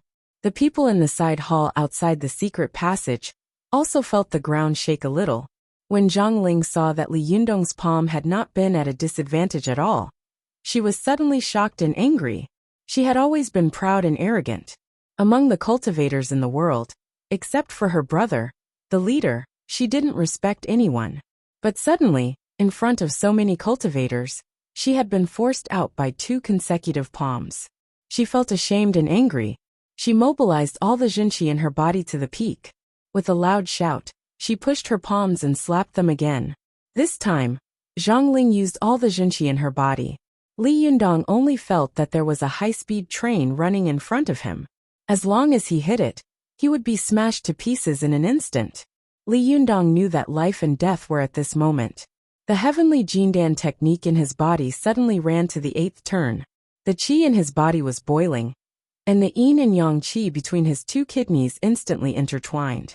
A stream of black qi and a stream of red qi suddenly sprayed out of his nostrils. One of his palms turned fiery red, and the other became as black iron. The yin and yang Jindan qi rushed toward Zhang Ling like a beast tide. Zhang Ling was so anxious and angry that she didn't use her magic. Instead, she chose to compete with Li Yundong with the purest internal force and Jinqi. This time, all of Li Yundong's potential was forced out. The long-lost heavenly Jindan technique's 8 turns of the fire-nurturing realm was not a joke. Bang! The palms of the 2 men collided, and they were immediately sent flying backwards like cannonballs. Zhang Ling couldn't stop the momentum, and with a bang, she knocked down countless statues of the shrines behind her. Zhou Ping, who was beside her, was shocked and rushed to her side to support her. Only then did she stop the momentum and not continue to embarrass herself. The cultivators who couldn't get involved saw Zhang Ling and the mysterious man in the secret passage fight 3 times in a row, and as a result, she was repelled 3 times in a row. The last time she was even blown away. They all burst into an uproar, and their faces showed strong shock and fear. Zhang Ling's cultivation was so high that she was absolutely famous in the cultivation world. Especially the magic cultivation she had shown in the chaotic battle just now. It made every cultivator present feel that she deserved her reputation. But Zhang Ling, with her cultivation, had been forcibly hit and sent flying. What would they do if it were them? For a moment they looked at each other. Although they were salivating for Rinyuan Jindan, this narrow and dark hole frightened them so much that they stopped moving forward. No one dared to take another step forward. "Master, are you okay?" After supporting Zhang Ling, Zhou Ping asked nervously and in horror. Zhang Ling stopped in her tracks angrily. She suddenly pushed Zhou Ping away and said angrily, "Get out of my way." After that, she slapped the ground with her palm, and with a loud bang, countless cracks appeared on the ground. Then she grabbed the air with both hands, and grabbed a large amount of fire and magma. She rubbed her hands together, and clapped them again. A fierce and blazing fire dragon in her hand went straight to the secret passage. Everyone saw the fire dragon twisting and pouncing into the secret room, instantly illuminating the figure of a person. This person quickly pinched his fingers together, and his two hands were bound. His middle fingers were stretched out vertically like needles. It was the Samyama Mahamudra of the Vajra realm in the mantra Mahamudra. The man roared, "Bang!" The mantra was like thunder, shaking the ears of all the cultivators present with a buzzing sound, and their eardrums were in pain. The Mahamudra fiercely slapped out in the air, smashing the fire dragon into pieces. The flames fell on the wall of the secret passage, and could not be extinguished for a moment, illuminating the figure of the man. Everyone fixed their eyes on him, and saw that half of his body was hidden in the darkness, mysterious and majestic. The other half of his body was illuminated by the flames. His face was covered, and his eyes were shining brightly. His figure stood like a mountain, like a deep abyss or a high mountain. He was really majestic, and could hold the fort by himself. Everyone saw that Li Yundong was guarding the entrance of the secret passage alone. Although there were many of them, they couldn't do anything to him. Even Zhang Ling, who had the highest cultivation, had been sent flying by him with 3 palms. They suddenly looked at each other. Although they wanted to snatch the treasure, they didn't have the courage to go forward.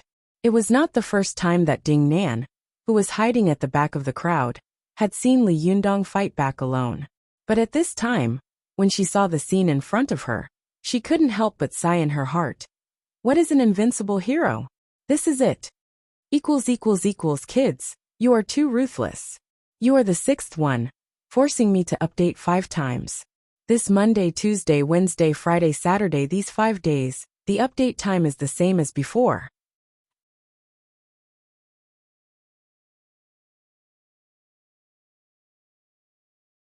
Chapter 379. Go to Watch Network. The fire of the 9 earthly realms controlled by the Lady of the Earthly Fire was extremely fierce. As long as it was touched, it would immediately ignite into a raging fire. Except for a few magical items, there was nothing in the world that could withstand the burning of the fire of the 9 earthly realms. Go to 7K. OM. However, Li Yundong's Mahamudra was invisible and vigorous Jinqi, which could not be burned at all.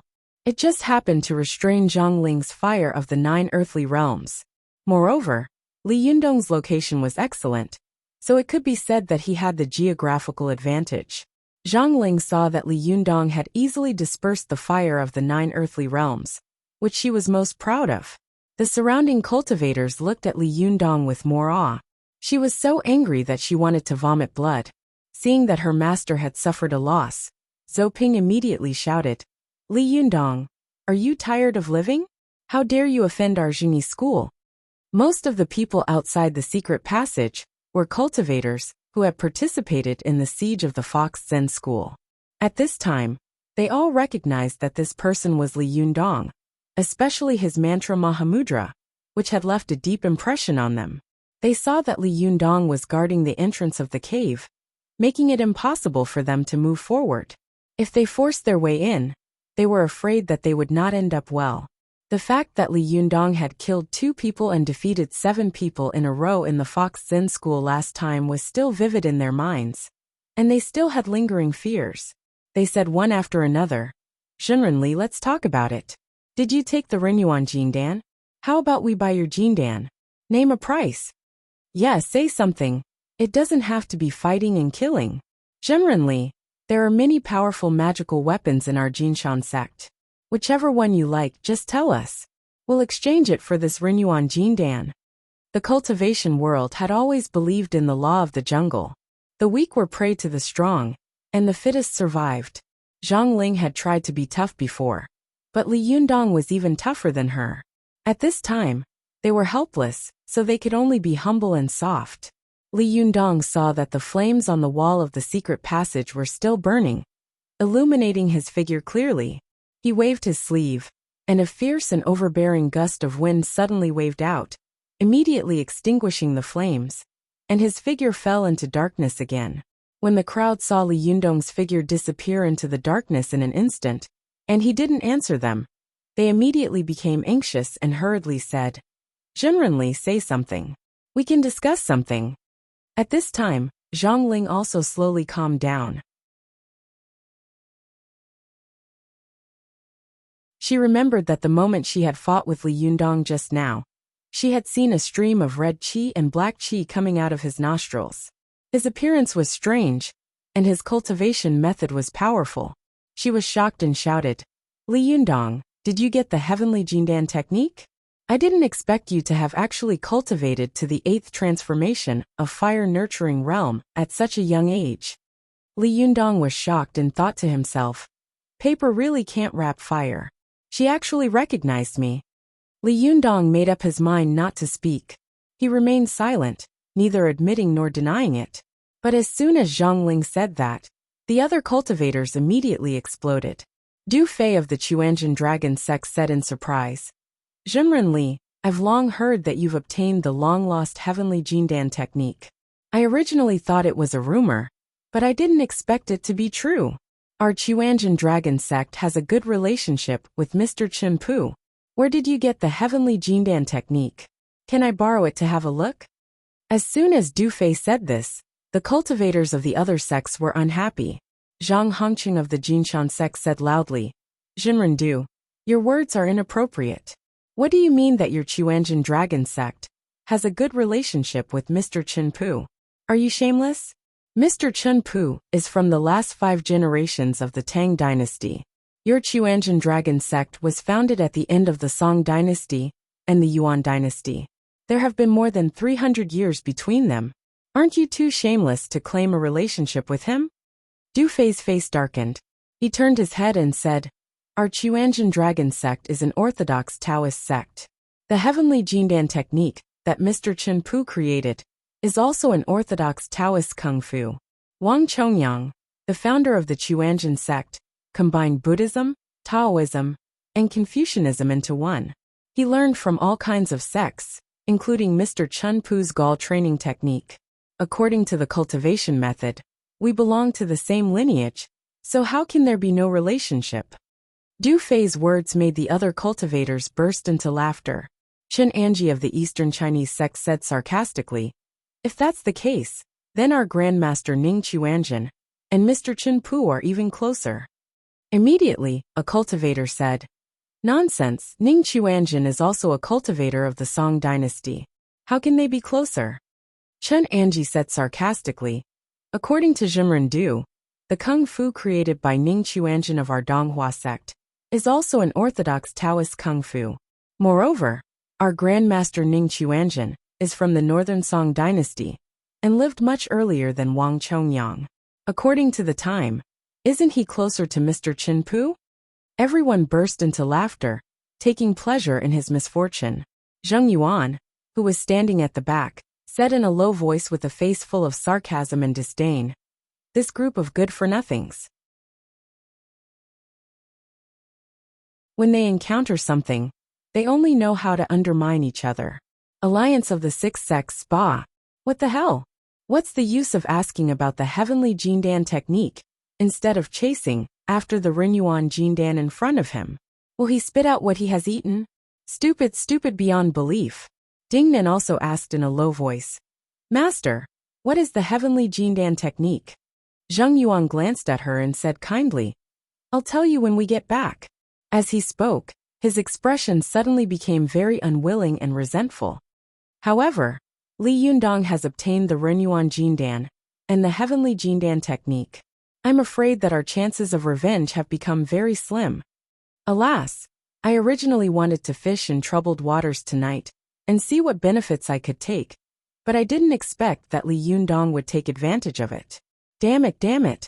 While he was whispering to Ding Nan, the cultivators of the various sects were already quarreling. Zhang Ling was irritated when she heard this. She shouted, What are you arguing about? Can you get a result by arguing like this? How can you make the other party willingly return the rare treasures to you just by talking? What kind of sweet dreams are you having? Zhang Ling was of high seniority and strength, so her words were extremely prestigious. The cultivators of the various cultivation sects seemed to wake up from a dream, and once again united against the common enemy. They said one after another, Li Yundong, hurry up and hand over the heavenly Jindan technique. This is the most precious treasure of our Taoism.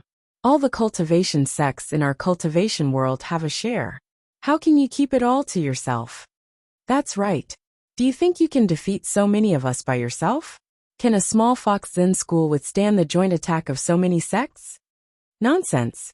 If Li Yundong could bow his head and admit defeat, he would not have stood out in Mount Tianlong. Does this kind of person look like someone who can be threatened? Then what do you think we should do? He's guarding here, and we can't rush in. Can we just guard here? Why not? With so many of us guarding here, we can exhaust him to death. Hey no, what if there is an exit in this secret passage? Oh damn it. If there is an exit, what should we do? Hey, Li Yundong hasn't spoken for a long time. Could he have already run away? It's possible. Who among you can go in and have a look? F*CK. Why don't you go in and have a look? The cultivators of the various cultivation sects made excuses. They all wanted each other to go in and be cannon fodder, but no one was willing to take the initiative to go forward. Even Zhang Ling was nervous. She thought to herself, I didn't get any benefits when I went up just now. I don't know if I can get any benefits if I go up now. How many magic did that little B*TCH teach this guy? How many more abilities does this guy have that he hasn't shown? It's not a big deal if I can't beat him, but it's a big deal if I lose face for myself and the sect. At this time, a cultivator suddenly shouted, By the way, where is Master Wan Jinyuan? Hurry up and ask him if there is an exit in this secret passage, and where it leads to. At this time, the cultivators in the room of the side hall remembered that they were on the ground of the Gazao sect. They quickly looked around and found that Wan Jinyuan, the master of the Gazao sect, was not there. F*CK, where is Wan Jinyuan? Did he run away like last time? Didn't he just say that he would keep all of us here? He was so fierce. Why is he nowhere to be seen now? Nonsense. Who doesn't know how to say fierce words? With so many sects coming to snatch the Renyuan Jindan, how can he stop them? If he doesn't run, will he stay and humiliate himself? Bah, this Wan Jinyuan is too much. He doesn't even want his own ancestral court. Just now he was so confident. Zhou Ping saw that they were quarreling, so she said loudly, Fellow Taoists, stop quarreling. If we quarrel for one more second, Li Yundong will escape a little further. Since no one is willing to go in and find out what is going on, why don't we release our powerful magical weapons and let them go in together? I believe that no matter how powerful Li Yundong is, he won't be able to withstand the attack of so many powerful magical weapons. Once he fights back, we will know that he is not inside. If he doesn't fight back, he will definitely die, and we can also snatch the Renyuan Jindan back.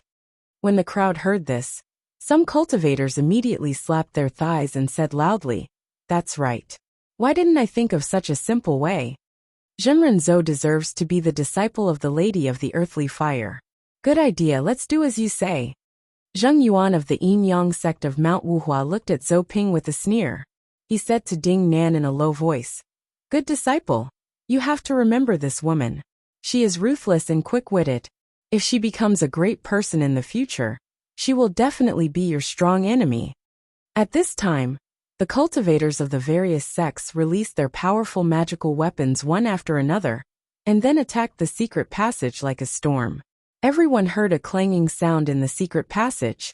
Their powerful magical weapons seemed to have hit a steel wall, and could not move an inch. They immediately shouted, "This guy is still inside. Everyone come on." After confirming that Li Yundong was still inside, the cultivators of the various sects became energetic and drove their powerful magical weapons to attack frantically. But no matter how hard they attacked, there was still a clanging sound coming from inside. After a long time, they couldn't help but feel suspicious. What's going on? Why do I feel that something is wrong? Zhang Ling was also confused. She shouted, "Let me do it." After that, she clapped her hands and released a fierce fire dragon, which rushed into the secret passage. Wherever the fire dragon went, it immediately lit up the surroundings. Everyone saw an iron wall covered with golden Sanskrit in the secret passage. It was the fan leaf of the Fan of Seven Treasures. The Fan of Seven Treasures sensed that the fire dragon was coming straight for it, but it did not dare to intercept it.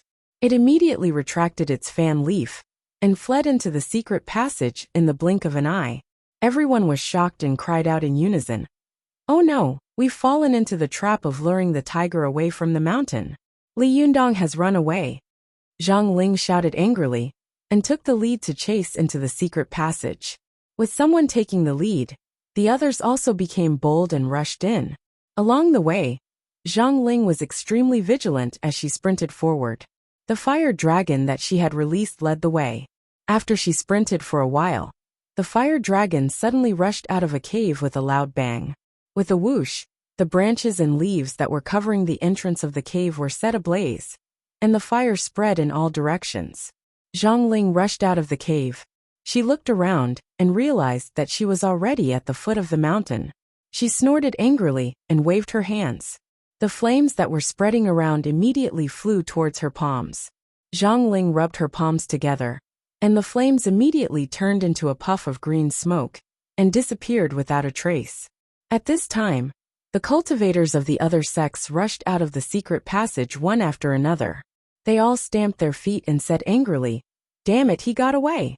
Zhou Ping also said angrily, "The monk can run away, but the temple can't. I know where his lair is. Everyone follow me."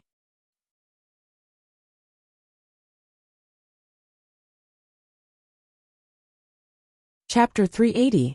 Go to watch net. As soon as the crowd heard Zhou Ping's words, they immediately shouted, "Okay, let's go find trouble with him. Let's see where he can run to." At this time, everyone felt like they had been played. They were furious and excited. They quickly flew away from Mount Gazao with Zhou Ping, and flew aggressively toward Tiannan City. Go to watch net. But after flying to Tiannan City, Zhang Ling suddenly shouted, "Wait!" At this time, Yan Fong had already escaped, and Wan Jinyuan was no longer there. Zhang Ling had become the leader of this group of cultivators. As soon as she spoke, everyone immediately stopped in midair. They asked in confusion, "Shinren, what's wrong?" Zhang Ling turned to Zhou Ping with a cold expression and said, "Does Li Yundong live in such a busy city?" Zhou Ping nodded subconsciously. "Yes, he lives in a very high-end community, and he has also opened a shop on the busiest pedestrian street in Tiannan City." Zhang Ling sneered and said, "Humph, there are so many of us cultivators.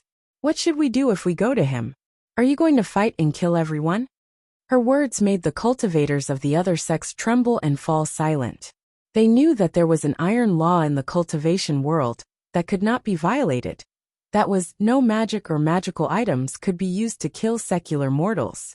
Compared with this iron law, there was another unwritten rule in the cultivation world. That was, no magic that could be detected by secular mortals in front of them. Over the years, thanks to the reform and opening up, the cultivation world had gradually regained its vitality. However, almost every senior cultivator still had lingering fears about the terrible 10 years of turmoil.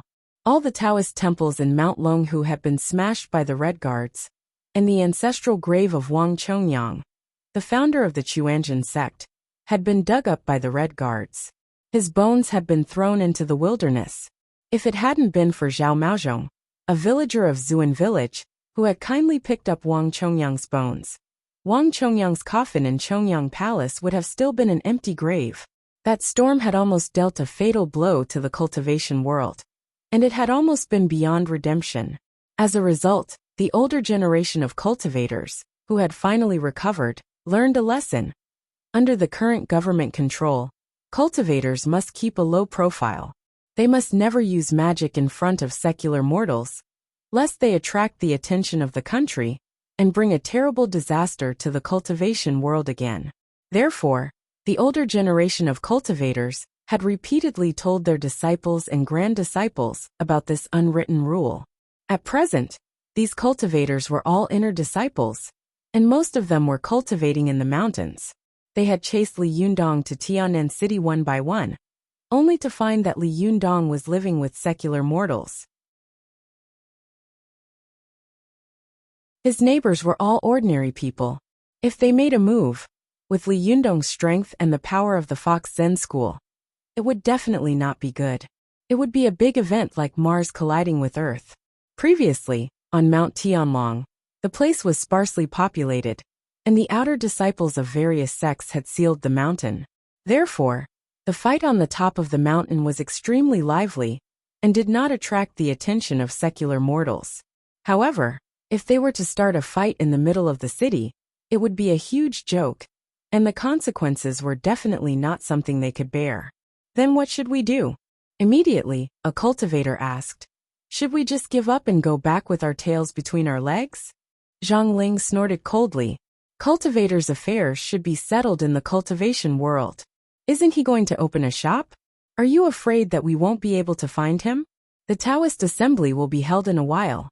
Send him an invitation, and see if he wants to go. If he doesn't go, all the cultivation sects in the world will look down on him. There's no need for us to do anything.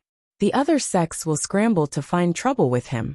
If he goes humph, we will deal with him fair and square.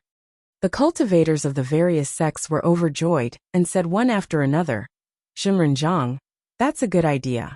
Let's do it this way. Someone also said doubtfully, but there's still a long time to go before the Taoist assembly. Are we going to let Li Yundong take the Renyuan Jindan away just like that? Zhang Ling glanced at him sideways. Do you think he will leave the Renyuan Jindan for you to snatch? If you want to go, go by yourself. If you cause any trouble, don't get our Jingyi school involved. The cultivator who had spoken before suddenly shrank his neck, his face full of anger. Zheng Yuan had been following them at a distance, flying with his disciple Ding Nan. He didn't want to stay with this group of people, but he didn't want to leave either. At this time, when he heard what the people present were saying, he turned to Ding Nan and said, Let's go. We can't do it tonight. Humph, so many people have been taken advantage of by a little boy. What a shame. After that, he took Ding Nan and flew back to Mount Wuhua without saying goodbye to the crowd. As soon as Zheng Yuan landed on the ground with Ding Nan, he sneered and said, The 6 great sects humph a group of good-for-nothing boys. I really don't know what their leader is thinking.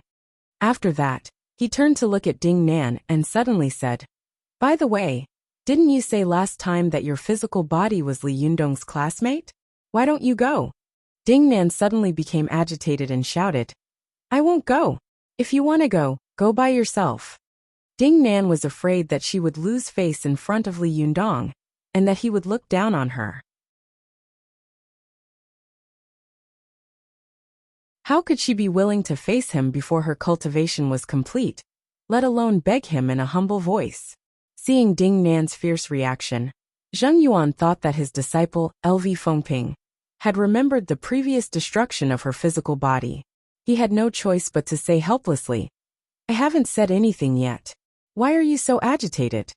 Ding Nan said loudly, Nothing. I don't want to talk to him. Zheng Yuan could only coax her. Okay. Alas, then I have to think of another way. However, Li Yundong's cultivation is already high. Now that he has a Renyuan Jindan, I'm afraid that I won't be able to do anything to him in the future. After taking a few deep breaths, Ding Nan gradually calmed down and said, Don't worry about that. As far as I know, Li Yundong will most likely not take this Rinyuan Jindan himself. Instead, he will give it to Su Chan or Zhou Qin. When Zheng Yuan heard this, he immediately asked curiously, why? He doesn't take the Rinyuan Jindan himself, but instead gives it to others. Isn't he a fool? But soon, Zheng Yuan suddenly understood and said, I understand. Could it be that he wants to raise these two women as cauldrons, and then harvest their yin to nourish his yang? Yes, that must be it. Humph, this guy is so lucky. Hearing this, Ding Man sneered in her heart. Li Yundong is a rare gentleman in this world. Do you think he is like you? You are a despicable person. So you think of everyone in the world as despicable people. While the cultivators of various sects were chasing Li Yundong to Tianan City, in the Gazao sect on Mount Gazao, Wan Jinyuan stood alone with his hands behind his back in the courtyard, where the battle had taken place. He looked up at the dark clouds dissipating in the starry night sky, silent like a statue. Not long after, a tall and burly man slowly walked over from behind him. He was holding the Qiankuan jasper pole in one hand, and the fairy-tied rope in the other. His voice was surprisingly old and hoarse. The Rinyuan Jindan has been taken away? This Master Wu Hua's destiny connection does have some skill. Wan Jinyuan didn't look back. He said coldly, you'd better make sure that your wishful thinking is not wrong. Otherwise, humph. The man chuckled. For decades, I've been meticulous in my calculations. What in the world can escape from my calculations? Wan Jinyuan's face was full of sarcasm. Oh, if you really want Li Yundong to take the Rinyuan Jindan, why did you tie him up so tightly with the fairy-tied rope? Aren't you afraid that he won't be able to break free and end up making a fool of himself? The man snorted and said, ever since he took Channer's Rinyuan Jindan, I've been observing him for a long time. How can the person I choose be easy to deal with? If he can't escape, it means that he is not the person I want to choose. At worst, I can choose another one. Wan Jinyuan suddenly turned his head and said angrily, Be *****. Do you think the Rinyuan Jindan I refined is the Luwei Dihuang pill? You think it's a waste? The man said bluntly, Don't talk nonsense. I helped you collect the spiritual herbs needed for your Rinyuan Jindan. If I hadn't helped you get these two big golden snakes, you would never have been able to refine the Diyuan Jindan in your life. There was a flash of anger in Wan Jinyuan's eyes, but he quickly suppressed it and said in a deep voice, Now the Diyuan Jindan is still missing the most important guiding drug.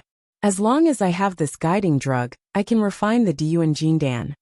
The man thought for a moment and said, Once the Diyuan Jindan is refined, our plan will be more than half successful. At that time, the Gazao sect of external alchemy will not be far from rising again. Wan Jinyuan's eyes couldn't help but show a strong burning light. He thought for a while and suddenly said, Where's your woman? The man said lightly, She's asleep.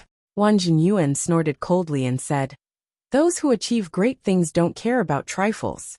I think you'd better get rid of her as soon as possible. Aren't you afraid that she'll leak our affairs if you always bring an ordinary person with you? The man snorted and said, I can betray everyone in the world, but I can't betray her. If you say that again, I'll kill you first. Wan Jinyuan's expression changed, but he soon returned to normal. He laughed and said, I didn't expect that an old fox like you would fall in love with someone. It's funny, it's really funny. The man said coldly, You don't have to worry about my business. Just do your job well. The Taoist assembly will be held soon. You'd better make sure that nothing goes wrong. Otherwise, don't expect the Gazao sect to rise again in this lifetime. Wan Jinyuan also sneered and said, Don't always threaten me with this. You want to cooperate with me, because you want your Fox Zen school to rise again. Don't you? If we work together, we'll both benefit. If we fight, we'll both lose. So don't talk about this. The man was silent for a while, then said, In short, you should get the last herb as soon as possible. Otherwise, everything will be empty talk. I'll arrange other things. After that, he turned and walked into the side hall. Wan Jinyuan snorted and continued to raise his head. He looked at the vast starry sky, but there was a meaningful smile at the corner of his mouth. He murmured slowly, The cultivation world will not be peaceful anymore.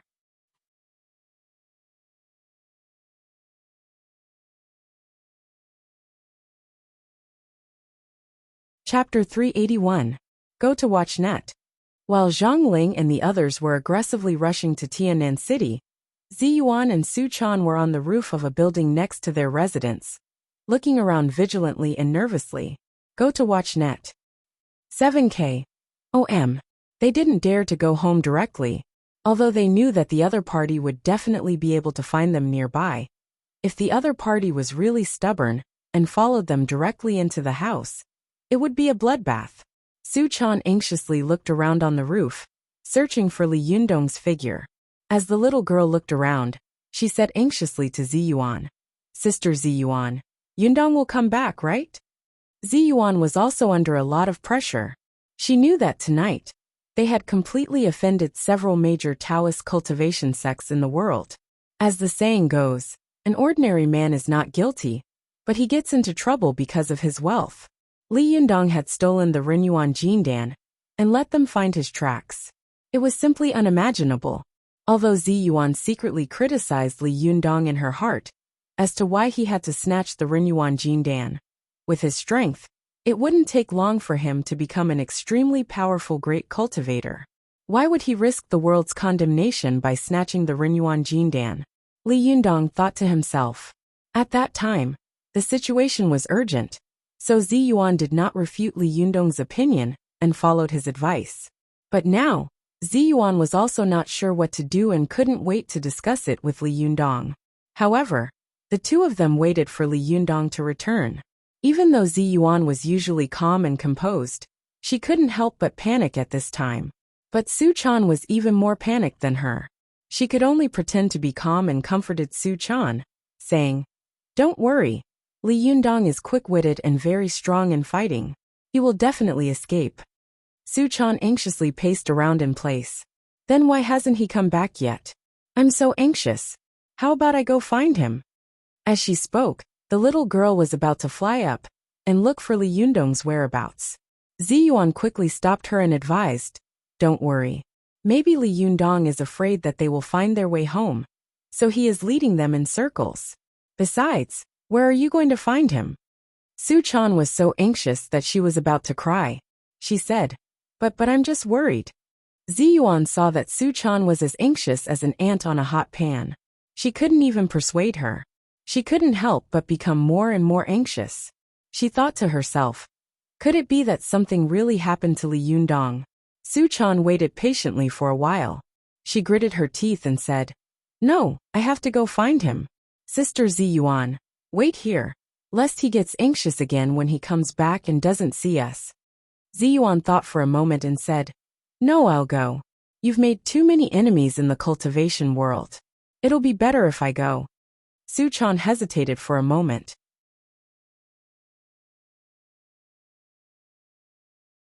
Just as she was about to say something, a green light flashed by, and a figure landed not far away from them. Su Chan fixed her eyes on the figure and saw a handsome boy carrying a black iron fan on his shoulder. He was standing not far away, smiling at her. Who else could it be but Li Yundong? Su Chan thought to herself. Su Chan was overjoyed.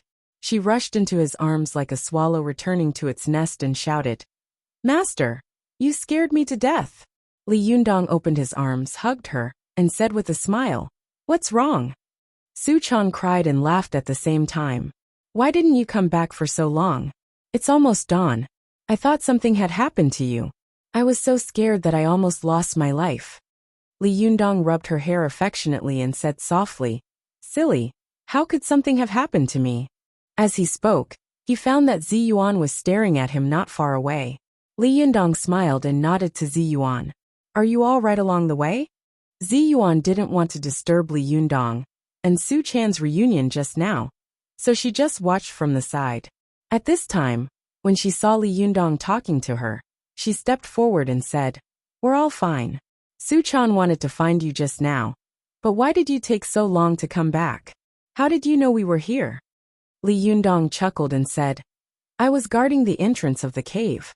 Seeing that there was no news from you for so long, I thought that you must have escaped, so I left the fan of 7 treasures to cover my retreat and slipped away. However, after I escaped from the cave, I didn't run far. I hid in the mountains. When I saw these guys aggressively rushing to Tiannan City, I followed them from afar. Zi Yuan was shocked. They're coming? Where? Li Yundong smiled and said, they came and then went back.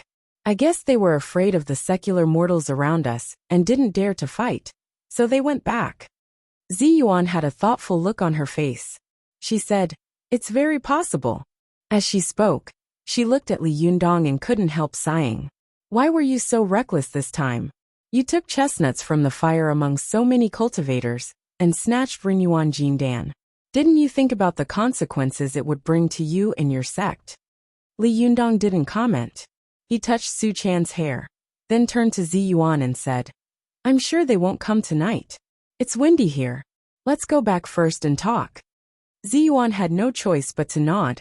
As long as Li Yundong was by her side, even if the sky fell, she would only be able to cover it with a quilt. The little girl nodded her head like a chick pecking rice. She giggled and said, Yundong, you were so powerful today. You blocked so many people's pursuit by yourself. Li Yundong chuckled and didn't say anything.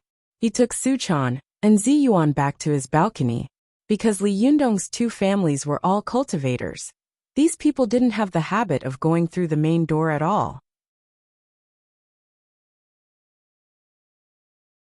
Therefore, no one had a balcony door. Li Yundong landed in his residence and pushed the door open. Li Yundong took a look and saw that the room was dark and frighteningly quiet. The little foxes and the others seemed to have fallen asleep. Li Yundong nodded to Zi Yuan and Su Chan, and the three of them entered the door quietly. Then, they went to Li Yundong's room together. After Li Yundong motioned for Su Chan to close the door, he said to Zi Yuan, you just asked me why I wanted to take risks and snatch this Rinyuan Jindan, right? Zi Yuan nodded and said, yes, you're getting yourself into trouble. Li Yundong didn't get angry. He smiled slightly and asked, then I want to ask you, even if I don't snatch this Rinyuan Jindan, will the Zhengyi school let you go? Zi Yuan was stunned and didn't say anything. Li Yundong asked again, will the Zhengyi school let us go? Zi Yuan had a thoughtful look on her face, but she still didn't say anything. Li Yundong said, you've seen it before. The Zhengyi school has been forcing you and me time and time again. They are aggressive and don't want to give us a way out at all. In their eyes, we are aliens and should be exterminated. You are a traitor who helps the evildoers do evil and helps the outsiders. Do you think this kind of situation can be reversed? Zi Yuan sighed softly and said, but it's not worth offending so many cultivation sects in the world. Li Yundong laughed and asked, it's strange. Last time, you encouraged me to snatch the Medicine King tripod. This time, I snatched the Rinyuan Jindan, but you complain a lot. What's the meaning of this? Zi Yuan sighed and said, how is that the same? With the Medicine King tripod, it's equivalent to having a chicken that lays eggs. You won't starve to death in the future. Anyway, no matter how hungry you are, you will have eggs to eat. It's normal for people to grab a chicken when they're about to starve to death. But the Rinyuan Jindan is just an egg. Do you think it's worthwhile to offend almost all the cultivation sects in the world for an egg before you're very hungry? Li Yundong shook his head and said, but we can't deal with the Zhengyi school alone. Why should we care about the other sects? Anyway, offending one is offending. Offending a group is also offending. These cultivators just want all the benefits in the world to be theirs. They have nothing to say. But if you get a little benefit, they will be jealous and secretly play tricks on you. Isn't the last time we participated in the tea art competition the best proof? If we don't grab it ourselves and fight for it ourselves, do you expect the other sects to give us a way out? The more Li Yundong spoke, the tougher his tone became. He said rudely, Zi Yuan, don't be silly. There's no turning back for you and me. If we stretch our heads out, we'll be stabbed. And if we shrink our heads, we'll also be stabbed. It's better to take chestnuts out of the fire and grab the Rinyuan Jindan to strengthen ourselves. In this day and age, only by strengthening ourselves is the real king. It's absolutely unrealistic to expect these people to show mercy.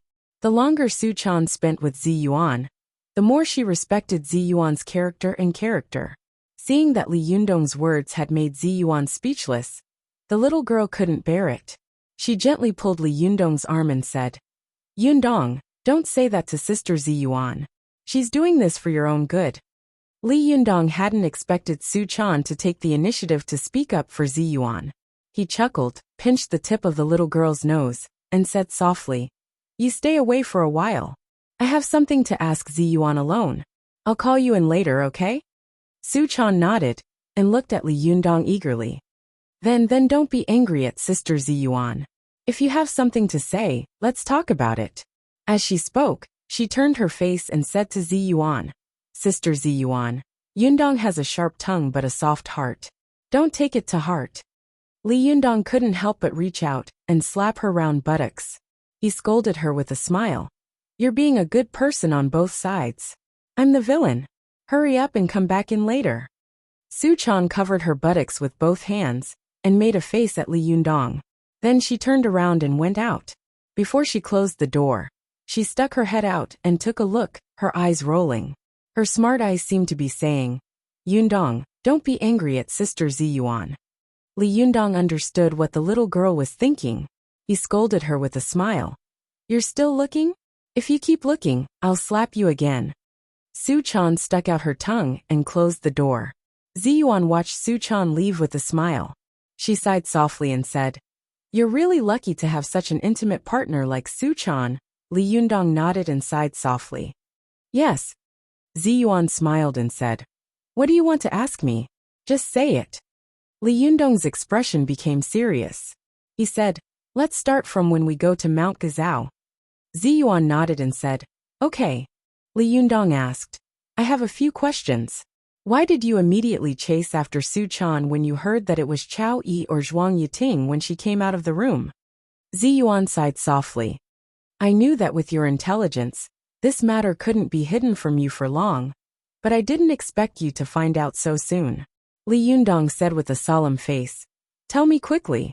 This matter is very important and very strange. We followed this person to Gazao sect. Why did Yen Fong appear again? I can understand that Yen Fong has the Liuhe sword in her hand, but why did Yen Fong appear when we chased the Sherbua of Fox Zen school to Gazao sect? If it's just a coincidence, it doesn't make sense. Could it be that Yen Fong is Chao Yi or Zhuang Yiting? Ziyuan nodded slowly and said, You guessed right. Last time when we were eating in the mall, Su Chan and the others went to buy clothes. I didn't want to go with them, but Wan Hongling told me that she had seen second Sherbua Yen Fong nearby. I was shocked and followed her. Later, I found that Sherbua Yen Fong's yang spirit was extremely strong. Her yang spirit had been out of her body for such a long time. If she hadn't found her physical body, it would have been impossible for it to be so strong. Moreover, she knew our actions like the back of her hand, so it was very likely that she had been lurking around us. Li Yundong's heart skipped a beat and he said, Moreover, she had possessed a Moashi before. So you suspect that she is in Fox Zen school? Ziyuan said, Yes. So I immediately rushed to the locker room to see who was with everyone and who was alone. Second Sherbua's yang spirit had just been possessed, so she couldn't skillfully go out of her body while her physical body was unhindered. She must have hidden alone in a place where no one could see her. So at that time, everyone was outside, and only Chao Yi and Zhuang Yiting were in the locker room. At that time, I suspected them. Hearing this, Li Yundong frowned and said hatefully, This Yen Fong is really determined to destroy our Fox Zen school. It's not enough to kill Emoashi. She even possessed Chao Yi or Zhuang Yiting. How hateful. Why didn't you tell me earlier? Ziyuan smiled slightly and said, My reason is the same as when you sent Su Chan away. Li Yundong fell silent. He had sent Su Chan away because he was afraid that she would hear these things and reveal her usual words and deeds. He was also afraid that the little girl would not be able to accept such a blow in her heart. Li Yundong thought for a moment and said unwillingly, I can understand that Su Chan can't hide her words, but I can't be so careless, can I? How could you hide such a big thing from me? If Yen Fong had harmed people during this period of time, how would I explain it to others? Ziyuan sighed. I was sure that Yen Fong wouldn't do anything. She had painstakingly lurked around us. She must have a plan, and it must be a big one.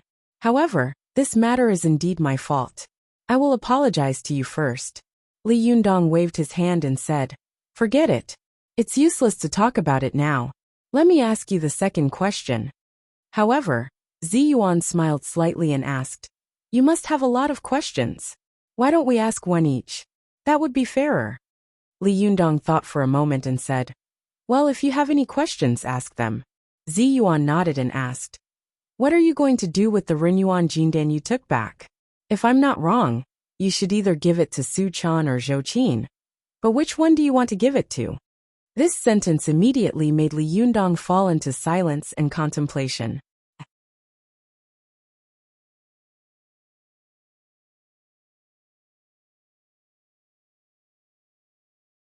Chapter 382. Go to watch net. Zi Yuan's question rendered Li Yundong speechless for a long time. After a long time, Li Yundong let out a long sigh and asked, Why don't you want this Renyuan Jindan? Zi Yuan smiled slightly and said, People like us who have cultivated to the Yangshan phase will have no effect on taking elixirs. First, we have to cultivate slowly on our own.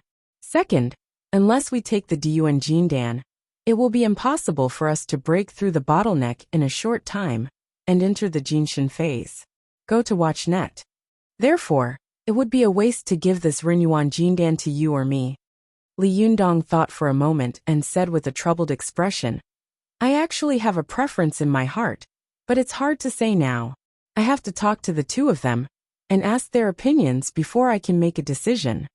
Seeing that Li Yundong was so embarrassed, Zi Yuan was too embarrassed to make things difficult for him anymore. She said, Forget it. You can ask your question again. Li Yundong didn't stand on ceremony with her, and immediately asked, Do you think Yan Fong was trying to force us to come out? Zi Yuan thought for a moment and said, It's very possible. Li Yundong asked again, Do you think she deliberately led us to Mount Gazao tonight? Zi Yuan pondered for a moment and said carefully, It's possible. Li Yundong frowned. He seemed to be talking to himself as he said, If she wants to lead us to Mount Gazao on purpose, why would she do that? Since she wanted to lead us there, why did she force us to show up? What good would it do her to force us to show up? Zi Yuan followed his train of thought and said, Have you ever wondered why the dead Main Yang would reappear in front of us? If the Main Yang we saw was real, then who was the dead one?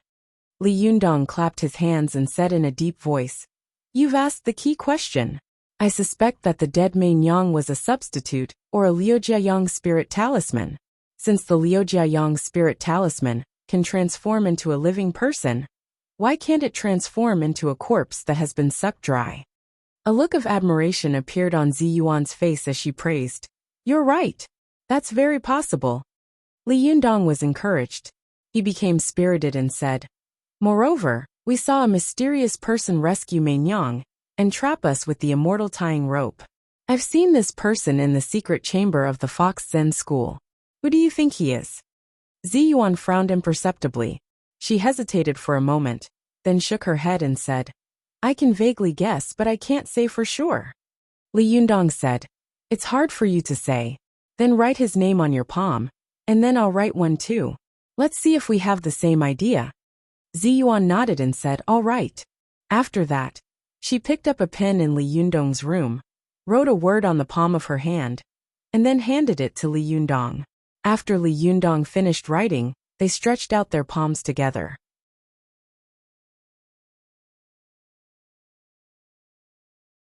Li Yundong took a closer look and saw that the word Lu was written on Zi Yuan's palm, while the word Yi was written on his palm. Li Yundong and Zi Yuan looked at each other and laughed at the same time. Li Yundong closed his palm and said, If this person is the former leader Lu Yi, then there will be more problems. Zi Yuan rubbed the palm of her other hand gently, and the word in her palm disappeared. Zi Yuan nodded and said, You're right. Why did Lu Yi pretend to be dead at that time? Why did he pass the Fox Zen school to you? Why was he with Wang Jinyuan of the Gazao sect?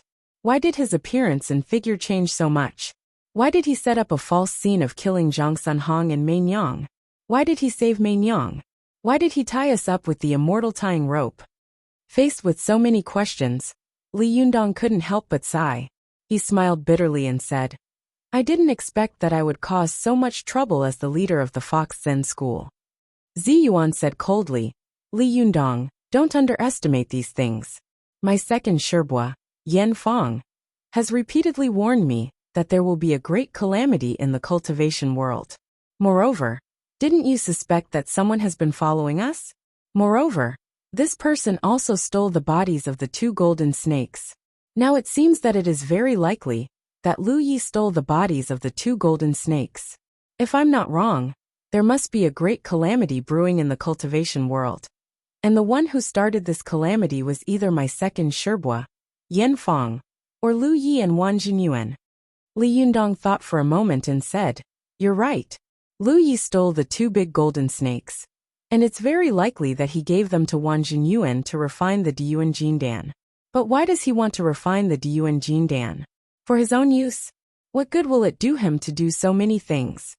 As Li Yundong spoke, he suddenly felt a strong sense of unhappiness in his heart. He had taken over the Fox Zen school in the face of danger, but in the end, he had found that he had been used by others. This feeling made him very unhappy. Ziyuan seemed to notice Li Yundong's emotions. She comforted him softly and said, If you don't want to be used, don't be the leader. Li Yundong let out a long sigh and said, I didn't become the leader for myself. Although it's indeed very cool to bring such a group of beautiful foxes in and out. If it weren't for Su Chan, I would never have become the leader of the sect. She has lost her master now. If the Fox Zen school also suffers a calamity in my hands, I really don't know how to face her. Moreover, although Lu Yi faked his death in the Fox Zen school, he doesn't necessarily have evil intentions. Moreover, I believe that the other people in the Fox Zen school don't know about Lu Ye's fake death. In fact, most of them are like Su Chan, innocent and pure. If I abandon them, I'm afraid that they will be doomed eternally. Ziyuan was stunned. She couldn't help but show strong appreciation and admiration in her eyes. She said, Yes, this is a good man who is affectionate and righteous. After getting along with them these days, I can feel that the Fox Zen school is very dependent on you. If you abandon them at this time, they will definitely not be able to accept this fact and the consequences. Li Yundong nodded and said, Yes, I can only hide it from them and protect them secretly, especially Su Chan and Zhou Qin. I owe them the most, so I can't let them get hurt at all. Ziyuan smiled and said, Then what do you want to do in the future? The cultivators we offended tonight, although they didn't immediately come to fight us, which means that they have accepted the fact that Renyuan Jindan was stolen by us. They will definitely not let it go. In my opinion, if they want to retaliate against us, there are only a few ways. Li Yundong's expression was solemn. Go ahead, I'm listening.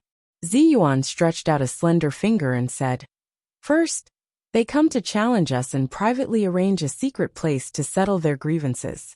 This is unlikely, because as long as we are in a place with more mortals in the secular world, the more they can't do anything to us.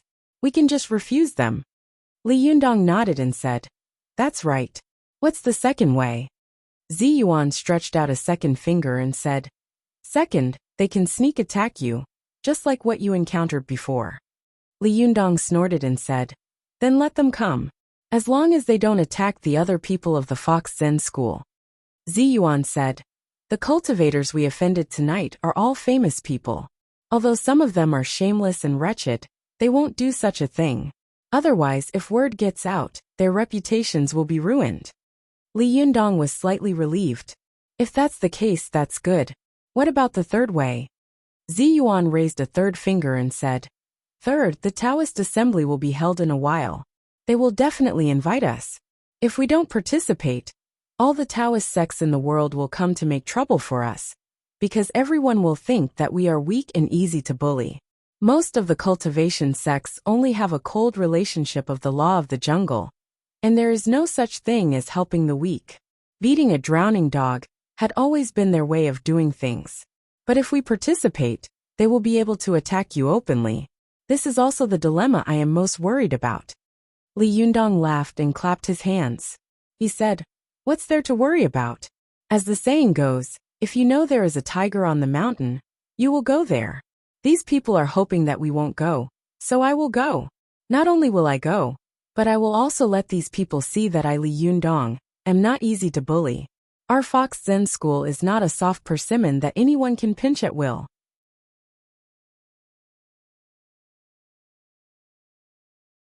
Ziyuan nodded slightly and said, "Fourth, and also the last point, if they can't use force, they will definitely use force. They will suppress us in business, run on us, and cut off our source of income."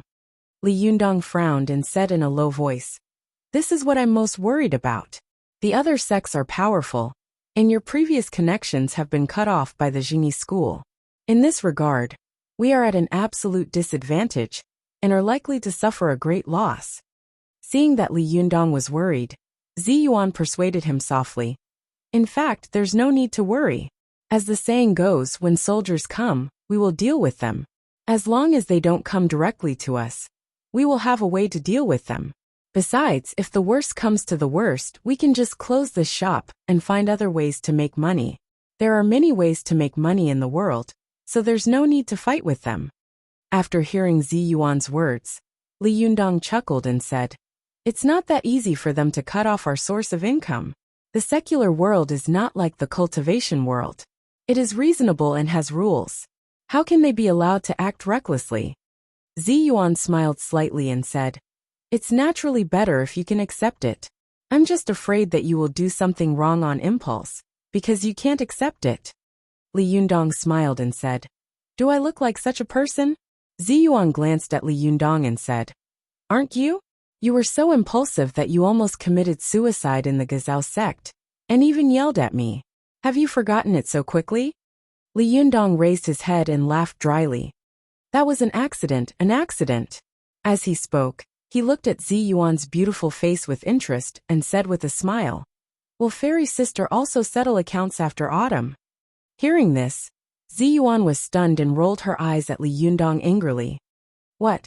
Am I not a human? I've never been yelled at like this in my life." Li Yundong quickly smiled apologetically and said, Okay, I was wrong.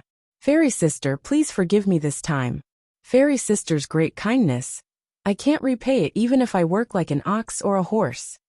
Ziyuan snorted. She opened her mouth to ridicule Li Yundong, but suddenly felt that it was a little inappropriate to talk to him like this. It was like two young lovers flirting.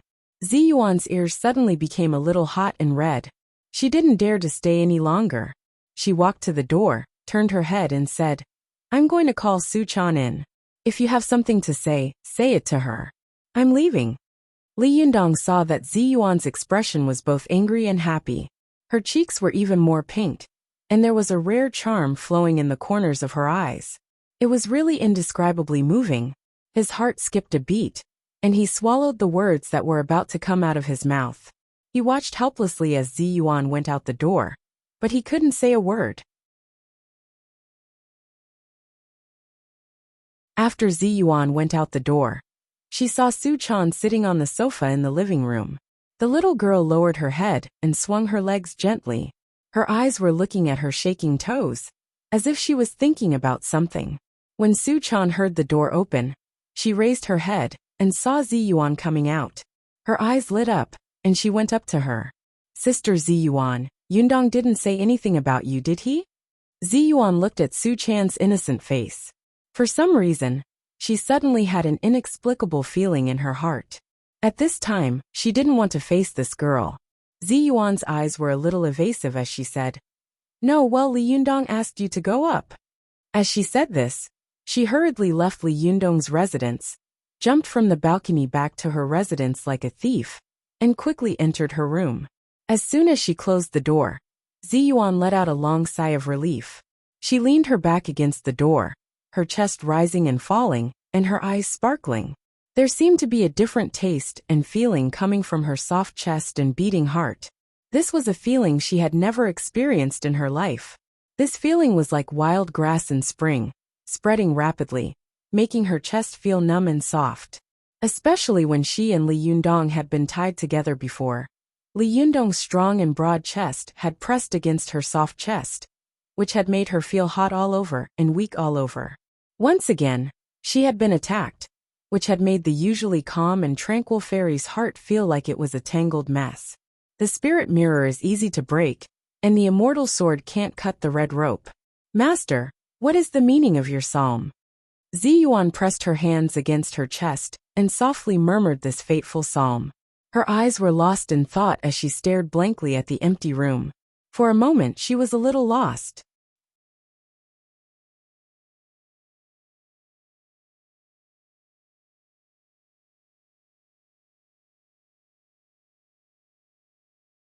Chapter 383. Go to watch net. After Ziyuan left Li Yundong's room, Su Chan was keenly aware of Ziyuan's strangeness.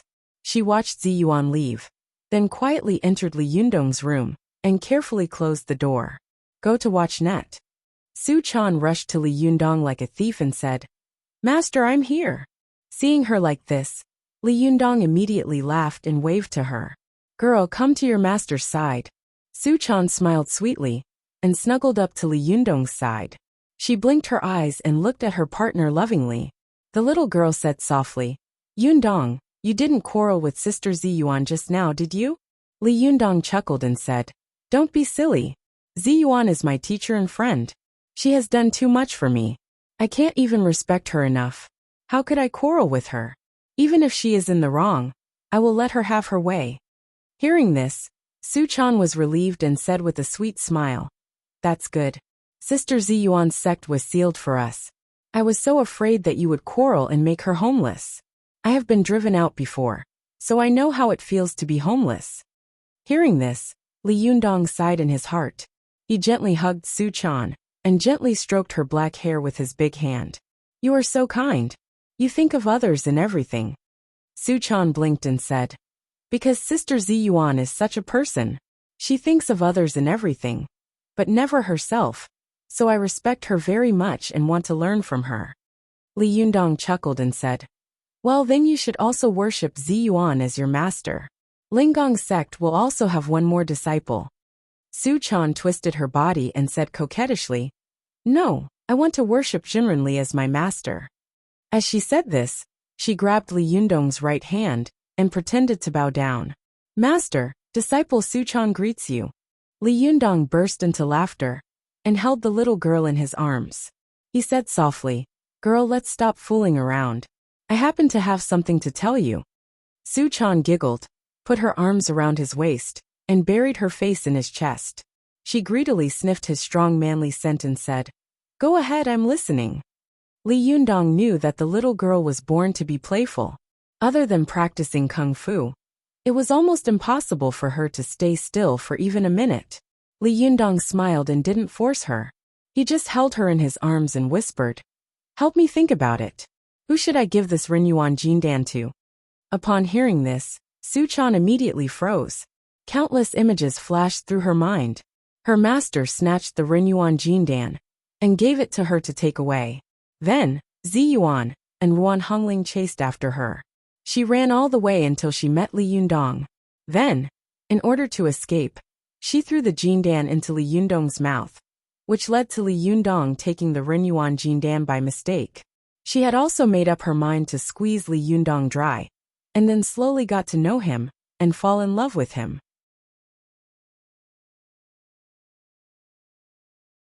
These days, little by little, were like a trotting horse lantern in front of Su Chan's eyes. The little girl's mind was like a mirror. She knew that the reason why she and Li Yundong could fall in love with each other in this life was all because of the Renyuan Jindan. She had lost the Renyuan Jindan, but she had gained Li Yundong, a partner who she loved deeply. How could the gains and losses be clearly described in 3 days and 3 nights? Now that the Renyuan Jindan had appeared in front of her again, what should she choose? Su Chan was lost in thought. Li Yundong didn't rush her. He just looked at her lovingly, like a powerful guardian god, silently guarding her, not letting her get hurt at all. Gradually, Su Chan's eyes slowly became clear.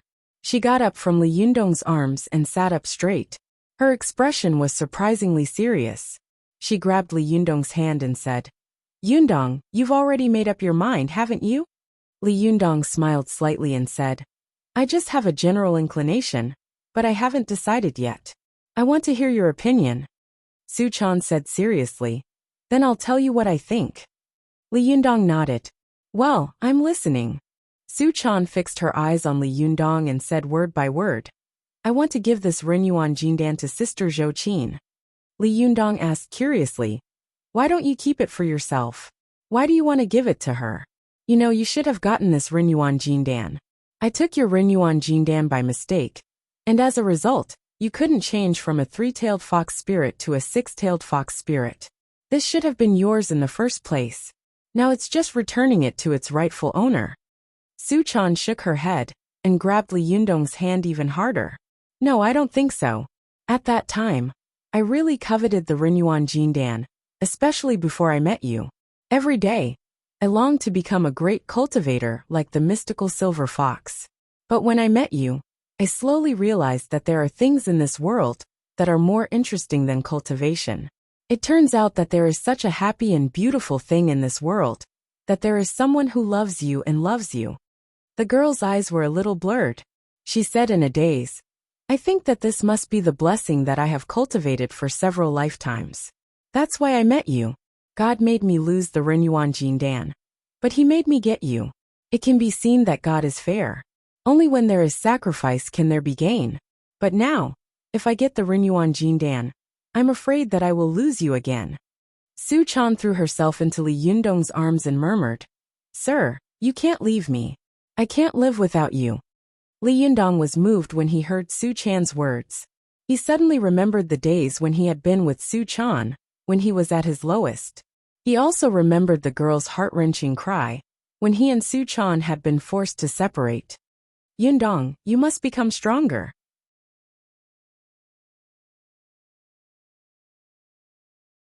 Li Yundong's eyes were a little hot and wet. He smiled and patted the girl's back, saying softly, Don't be silly. I'm very strong now. No one can separate us. You don't have to worry about that. Su Chan shook her head and said, No, it's not just that. I said that I want to give the Renyuan Jindan to Sister Zhou Qin for other reasons. Li Yundong asked in confusion, Then tell me more. Su Chan said again, If I take the Renyuan Jindan, it will take me 3 months to digest it. Even with your help, it will still take at least 2 months. Yundong, you sent me away before. Although you didn't say it, I understood what you were thinking. You were just afraid that I would be worried, because so many strange things happened tonight. Moreover, we snatched the Renyuan Jindan in front of so many cultivators tonight. So we will definitely make a lot of enemies. Therefore, we should give the Renyuan Jindan to the person who can absorb it the fastest in a short period of time, and become the strongest cultivator the fastest. Su Chan said very seriously, I am a fox spirit. My normal cultivation speed is naturally slower than that of pure human beings. Moreover, my aptitude is not as good as Sister Zhou Qin's. She was born to be a Xianin virgin furnace, and now she has your Jindan's qi in her body. Taking the Renyuan Jindan for her can be said to complement each other, and get twice the result with half the effort. I believe that with your guidance, and the help of the Renyuan Jindan, with Sister Zhou Qin's aptitude, she will definitely be able to reach the Zhuji phase within a month. When the Taoist assembly comes, she will definitely be of great help to you. Li Yundong was very emotional when he heard this. He looked at Su Chan with a complicated look in his eyes and thought to himself, This girl is usually careless, as if she was born to be careless and a little silly, but in fact, she is meticulous and intelligent. She is no less intelligent than anyone else. She can see the current situation more clearly than anyone else, and her heart is like a mirror. Li Yundong said softly, Don't you feel sorry for her at all? Aren't you jealous of her at all? However, Su Chan smiled sweetly. She held Li Yundong's arm and said with a smile, She should be jealous of me, because I have you. As long as you are by my side, I will be satisfied with everything. I have nothing else to ask for. As she said this, the little girl stuck out her tongue and said mischievously to Li Yundong's right hand, Master, it's just hard on you. I'm afraid you'll have to practice the 5 dragons embracing pillar magic kung for a long time. Li Yundong chuckled. He pinched the little girl's nose and said with a straight face to scare her, Nonsense. It's obviously you who is practicing the 5 dragons embracing pillar magic Kung. Su Chan's cheeks flushed and she giggled. She burrowed her head into Li Yundong's arms and refused to raise her head. You only know how to bully me. You're so annoying. Li Yundong smiled and said, Don't worry. Since you are so generous to give the Renyuan Jindan to Zhou Qin, I won't let you suffer a loss. We also heard Wang Jinyuan say that he was going to refine the Diyuan Jindan. When the Diyuan Jindan is born, we will snatch it from him. At that time, the Diyuan Jindan will be given to you. You can't push it to others. I'm still waiting for you to succeed in your cultivation and fly with you. Do you have the heart to watch him be a widow for the rest of his life? Su Chan giggled. The Diyuan Jindan? It's too difficult to refine. I don't believe he can do it. Li Yundong smiled and didn't comment. After being intimate with the little girl for a while, he said softly to her, Since you have made up your mind, I will give the Renyuan Jindan to Zhou Qin. It's not too late for you to regret it now. Su Chan took out the Renyuan Jindan from her arms. In an instant, the room was filled with golden light, which was unusually bright. She handed the Jindan to Li Yundong without hesitation, shook her head hard, and said seriously, No, Sister Zhou Qin has done more for you than I have. This is what she deserves. If I am really destined to take this elixir, there will be more in the future. Li Yundong nodded slowly and said with admiration, I was afraid that you wouldn't be able to get over it, but I didn't expect my girl to be so righteous and open-minded. It's really rare. I'm really lucky. Su Chan giggled and said, Then you have to make more delicious food for me to compensate me. Li Yundong laughed. You only know how to eat. Well, you stay in the room. I'll go find Zhou Qin and see if she's asleep. As he said this, Li Yundong held the Renyuan Jindan in his hand and turned to go out. Thank you to the children who voted for me. I have regained the 3rd place. You are so awesome. Tang Tang bowed to express his gratitude.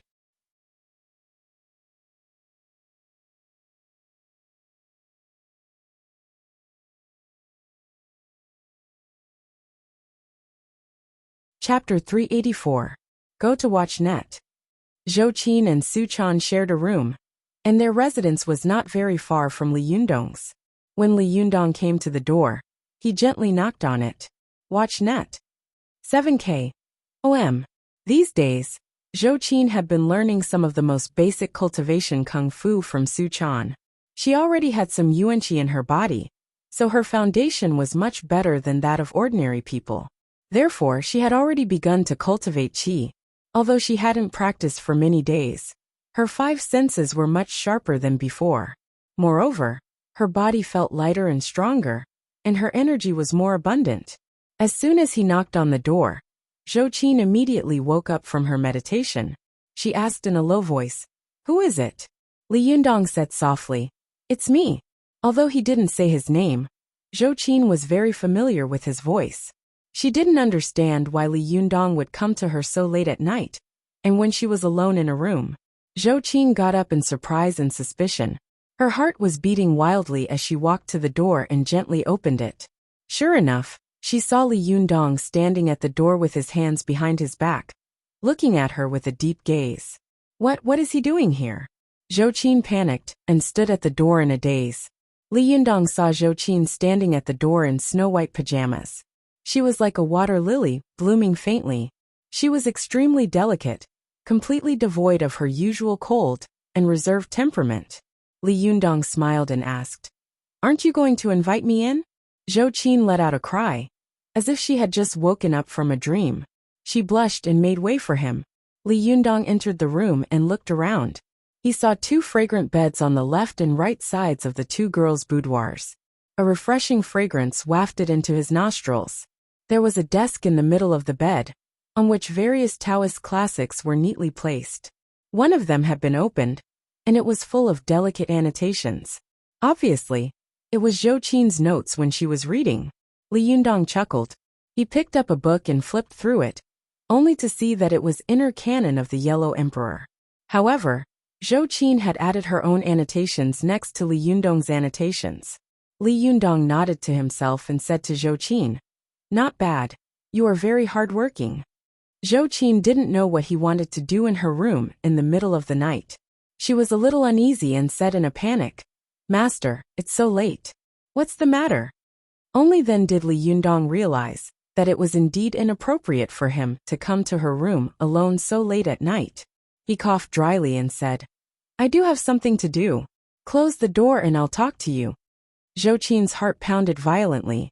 A kind of emotion that had been strongly suppressed in her heart suddenly burst out uncontrollably. The usually arrogant and beautiful girl's face was flushed. Her body trembled slightly as she closed the door.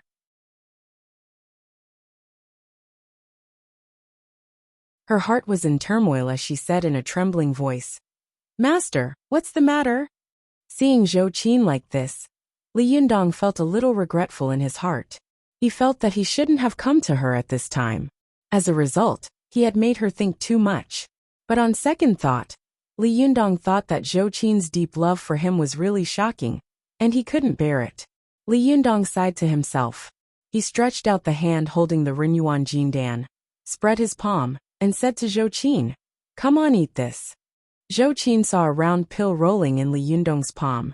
The pill was shining with golden light, and the light illuminated the room. Her eyes suddenly widened. Although she was puzzled, she did not hesitate to pick up the Jindan from Li Yundong's palm and swallow it without saying a word. This Rinyuan Jindan was about the size of a thumb. When she swallowed it without water, she immediately choked and coughed again and again, and her face turned red. Li Yundong was angry and amused at the same time. He patted her on the back and pointed his finger at the rinnying acupoint near her throat, making her throat muscles relax. The Jindan was swallowed by Zhou Qin. Although Zhou Qin had swallowed the Jindan, she still choked with tears in her eyes and kept patting her chest. Li Yundong didn't know whether to laugh or cry. "Are you taking medicine or committing suicide? You have to drink water to take the pill." Zhou Qin straightened up and forced a smile at Li Yundong. Her eyes were slightly dim as she said softly, "Master, did you come to me so late just to make me eat this?" Li Yundong saw that Zhou Qin had no idea what she had eaten. He shook his head and said, "You know what I gave you, so why did you swallow it? What if it was poison?" Zhou Qin smiled slightly, her smile full of bitterness and sweetness. "I will gladly endure the poison you gave me." Li Yundong was silent when he heard this. He sighed softly, pulled out the chair in front of the desk and sat down. Then he patted her bed and said softly, "Zhou Qin, sit down and listen to me." Zhou Qin sat down gently and looked at Li Yundong. She didn't say a word and waited for his words in silence. Li Yundong thought for a moment, and began to talk about how he had met Su Chan, and how he had taken the Rinyuan Jindan by mistake. He talked about how they had snatched the Rinyuan Jindan in a scuffle in the Gazao sect tonight. Li Yundong said, "It can be said that the reason why I, Li Yundong, have changed from an ordinary person to a cultivator with a little fame now is entirely because I took the Rinyuan Jindan you just took." Only then did Zhou Qin realize how precious and magical the thing she had just swallowed was. She subconsciously touched her throat with her hand and said in a tight voice, "Why did you give it to me? Why didn't you give it to Su Chan? Isn't it supposed to be hers?" Li Yundong said softly, "No, Su Chan and I discussed it.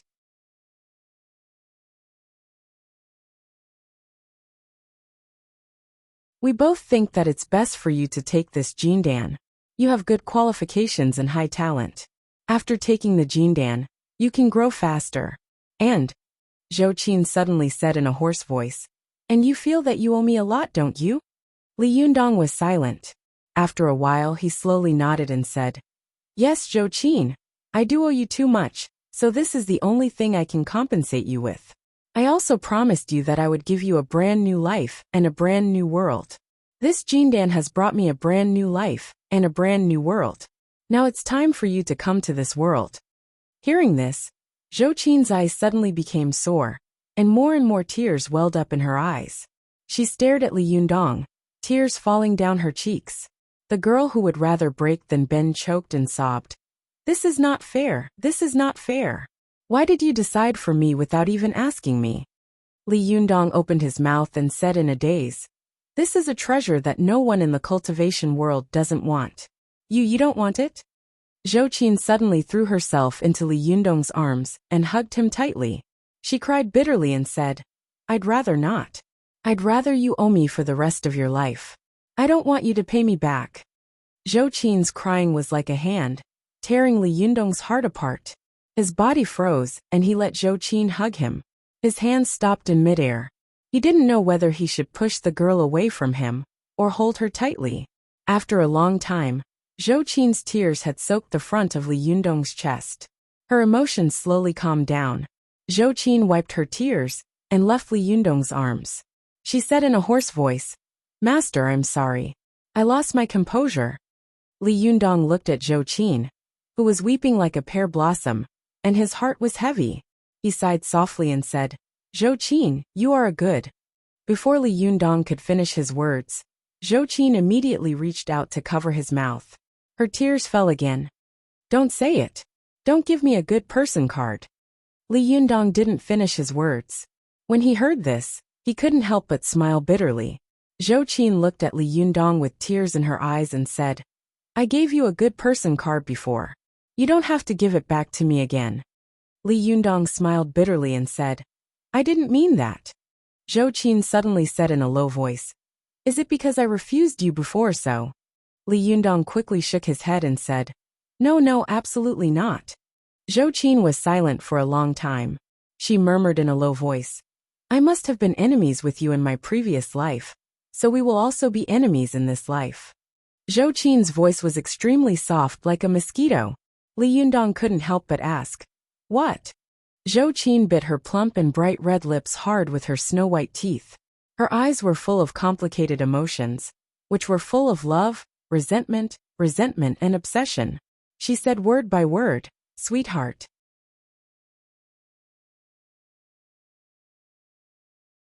Li Yundong looked extremely embarrassed. He looked elsewhere and didn't say anything. Zhou Qin's eyes were fixed on Li Yundong. Gradually, her weak and sad expression disappeared, replaced by strength and stubbornness. She wiped her tears with her palm, found a hairpin beside the bed, and tied her hair up high, revealing her snow-white swan-like neck. Zhou Qin took a slight breath and said calmly, "Master, I know. I will make good use of this Jindan. I won't let you down. What should I do next?" Seeing that Zhou Qin was no longer forcing him, Li Yundong secretly breathed a sigh of relief. He said, "You should meditate first, and then I'll teach you how to use qi." Zhou Qin asked, "Now?" Li Yundong nodded and said, "Yes, now. The power of the Rinyuan Jindan dissipates very quickly. Something will happen in a while." Without saying a word, Zhou Qin turned around and quickly cleaned up the bed.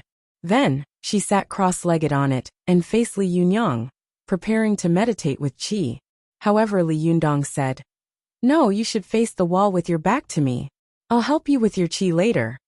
Zhou Qin immediately turned around and turned her back to Li Yundong. Just as she was about to sit down, she suddenly felt a heat in her lower abdomen, as if there was a little mouse scurrying back and forth. Zhou Qin was stunned. She thought that she had been aroused, so she subconsciously didn't dare to say anything. However, it didn't take long for the qi to become stronger and stronger. Gradually, Zhou Qin felt as if she had fallen into a big furnace, and her whole body was boiling hot. At first, Zhou Qin could still grit her teeth and hold on, but after a while, she finally couldn't help but moan in pain. Li Yundong was shocked and quickly felt her pulse with his hand. He immediately found that the qi in her body was running around, just like a wild horse out of control. Li Yundong immediately controlled his jinqi and injected it into Zhou Qin's body to help her alienate the qi in her body. Li Yundong knew that when he had taken the Rinyuan Jindan in the past, it was when he was sleeping. At this time, the Jindan was invading his body, and he didn't know pain or soreness. At this time, there were no other emotions, so the difficulty of Jindan invading his body was easily overcome. But Zhou Qin was different. First, her emotions had fluctuated greatly, and she had been shocked. Then, when she was conscious, she experienced the difficulty of Jindan invading her body. Moreover, when the qi began to run around, she didn't dare to tell Li Yundong because she was a girl. As a result, the qi in her body was in chaos, and she couldn't bear it anymore. Fortunately, The aura of Li Yundong's Jinqi at this time far exceeded the medicinal power of Jindan's qi in Zhou Qin's body, so he was able to control and guide the qi in her body back to their respective meridians, so that it wouldn't run around and avoid the danger of qigong deviation.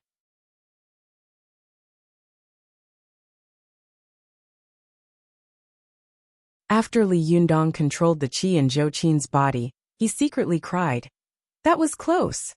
Li Yundong thought to himself, since ancient times, cultivation must have a good teacher, and the reason why Taoist companions are ranked third is because of this. In this situation just now, if I hadn't been by her side, if my Jinqi cultivation hadn't been stronger than the medicinal power of Renyuan Jindan, I'm afraid that Zhou Qin would have become a cripple from now on. I would have harmed her. When Li Yundong thought that Zhou Qin would become a cripple because of Jindan invading her body, he couldn't help but feel a little scared and have a lingering fear. Thinking of this, he became more and more serious about protecting Zhou Qin's cultivation. Just like how Su Chan had guarded Li Jiandong back then, Li Jiandong had stayed by Zhou Qin's side for 2 days and 2 nights without taking off his clothes or leaving his body.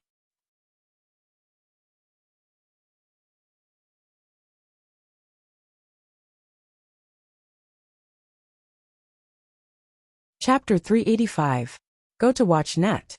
While Li Yundong was isolating the qi meridian for Zhou Qin, Su Chan, who had been waiting outside until dawn, still hadn't seen Li Yundong come out. She paced back and forth in the corridor anxiously. Go to watch net. 7K. OM. The other little foxes of the Fox Zen school had also gotten up early in the morning and were meditating and practicing qi in the living room. Early in the morning, Ziyuan came to Li Yundong's residence.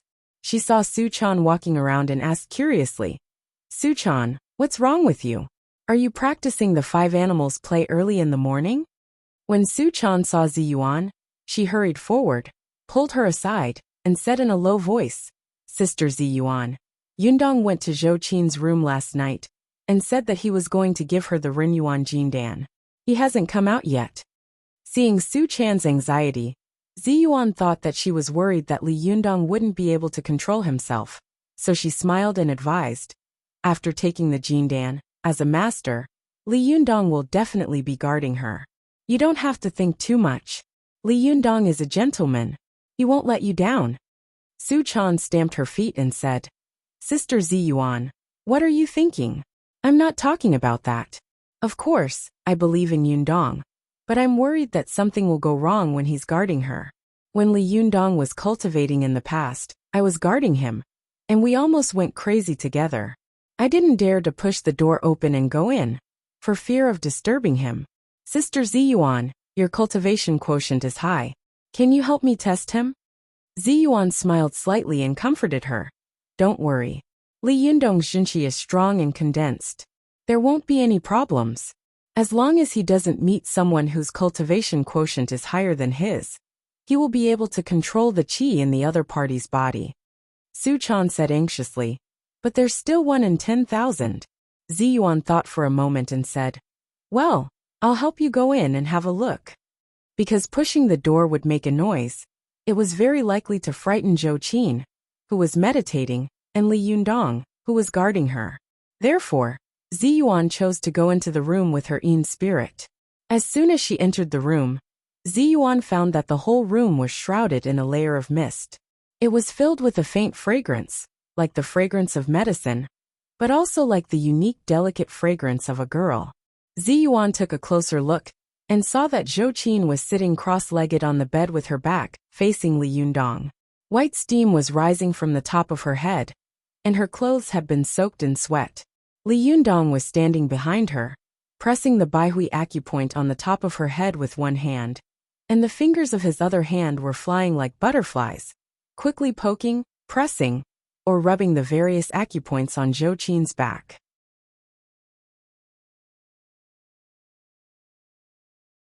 At this time, there was also a white line of qi rising from the top of Li Yundong's head. However, his line was only as thick as a finger, and it rushed to the ceiling before dispersing in all directions. The white qi above Zhou Qin's head was rising, dispersing in all directions an inch above the top of her head. Ziyuan knew that Li Yundong was taking advantage of the opportunity of Jindan body cleansing to help Zhou Qin complete the cultivation of the first heaven of shaping the body, the second heaven of meridian cleansing, and the second heaven of meridian cleansing. As long as she passed this stage, Zhou Qin would have completed the primary cultivation of ordinary people and directly entered the intermediate realm of the second heaven. She would then be able to begin visualizing her own god spirit and enter the advanced realm of the second heaven. Ziyuan's yin spirit looked at Li Yundong's back for a while. She was about to leave when she suddenly heard Li Yundong say, "Ziyuan?" When Ziyuan saw that Li Yundong still had the energy to talk to her, while he was concentrating on Zhou Qin's meridian cleansing and expanding her meridians, she couldn't help but admire him in her heart. She replied, "It's me. Su Chan saw that you hadn't come out all night and was afraid that something had happened to you while you were guarding Zhou Qin. So she asked me to take a look." Li Yundong said in a deep voice, "I know. Have you seen the sweat all over Zhou Qin's body?" Ziyuan nodded. Yes, it's normal for her to sweat so much when Jindan body cleansing. Li Yundong said, "Yes, Zhou Qin's physique is special. Her kidney fire is strong, and the yin qi in her body is extremely heavy. The yang qi of Jindan is very powerful, and the yin qi of yin and yang qi are attacking her back and forth in her body, causing the qi in her body to surge and her body to sweat a lot. This room is airtight, so the sweat on her body won't dry for a long time. I'm afraid that the moisture will invade her body and cause her a permanent illness, which will cause trouble for her cultivation in the future. Go out and help me find some towels." As a cultivator, Ziyuan was also an experienced person.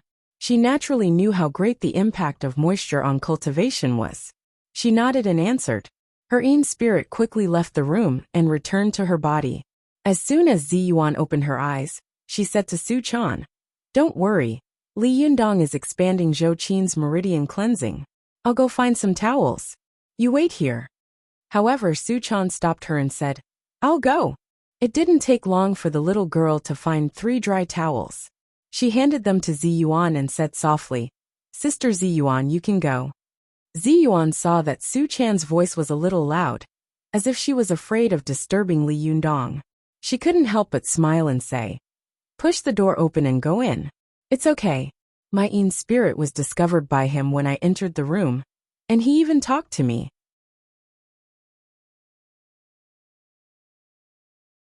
Just be gentle and don't disturb Zhou Qin. Su Chan blinked her eyes and hesitated for a while. Then, she boldly pushed the door open and stuck her head out to take a look inside. As soon as she opened the door, she saw a gust of mist rushing out. The figures of Li Yundong and Zhou Qin were looming in the mist. Li Yundong felt that someone was peeping at him at the door, but he didn't have the courage to come in. He immediately knew that this person must be Su Chan. He said in a deep voice, "Chanu? Ziyuan asked you to bring the towels?" Su Chan saw that Li Yundong didn't even turn his head. He knew what was happening outside the room like the back of his hand. She secretly stuck out her tongue and whispered in admiration, "You're really amazing. You know what's going on without looking or listening." She walked into the room quietly and said softly, "Do you want the towels? Help me wipe the sweat off her body. Be gentle and don't disturb her." Li Yundong stared at the meridians of Zhou Qin's neck, as if he could sense the changes in her body through the beating meridians under her skin. Su Chan stuck out her tongue and said, "How light is light? I can't do it. Do it yourself." Li Yundong shouted in a low voice, "Didn't you do it for me before?" Su Chan said softly, "You were a man, and you fell asleep at that time. I didn't care how heavy it was, but now Zhou Qin is just meditating. How can it be the same? Moreover, you have control of her qi, so you know how heavy it is. Naturally, it's best for you to do it. Moreover, she is your disciple, so of course you have to do it yourself." Li Yundong frowned slightly, but he knew that it was not the time to hesitate and be pedantic, so he said decisively, "Okay, you lift her clothes." "Ah." Su Chan blinked her eyes and looked at Li Yundong in surprise. But when she saw Li Yundong's serious expression, she immediately knew that she had misunderstood. The little girl stuck out her tongue and secretly blamed herself. Su-chan, how can you not believe me? During cultivation, the teaching of kung fu between a master and his disciple is an extremely private and intimate thing. Don't you know that? Su-chan walked over quietly, put the towel in a place where Li Yundong could reach, and then gently helped Zhou Qin lift the clothes on her back. Zhou Qin was wearing pajamas, which were loose, and she wasn't wearing any underwear. As soon as the clothes were lifted, her jade-like back was immediately revealed. Although Su-chan was also a peerless beauty, she saw that Zhou Qin's back was smooth and flawless, like a piece of natural white marble, without a single flaw. The hair on her back was so thin that it was almost impossible to see with the naked eye, and the curve of her back was even more gentle and beautiful.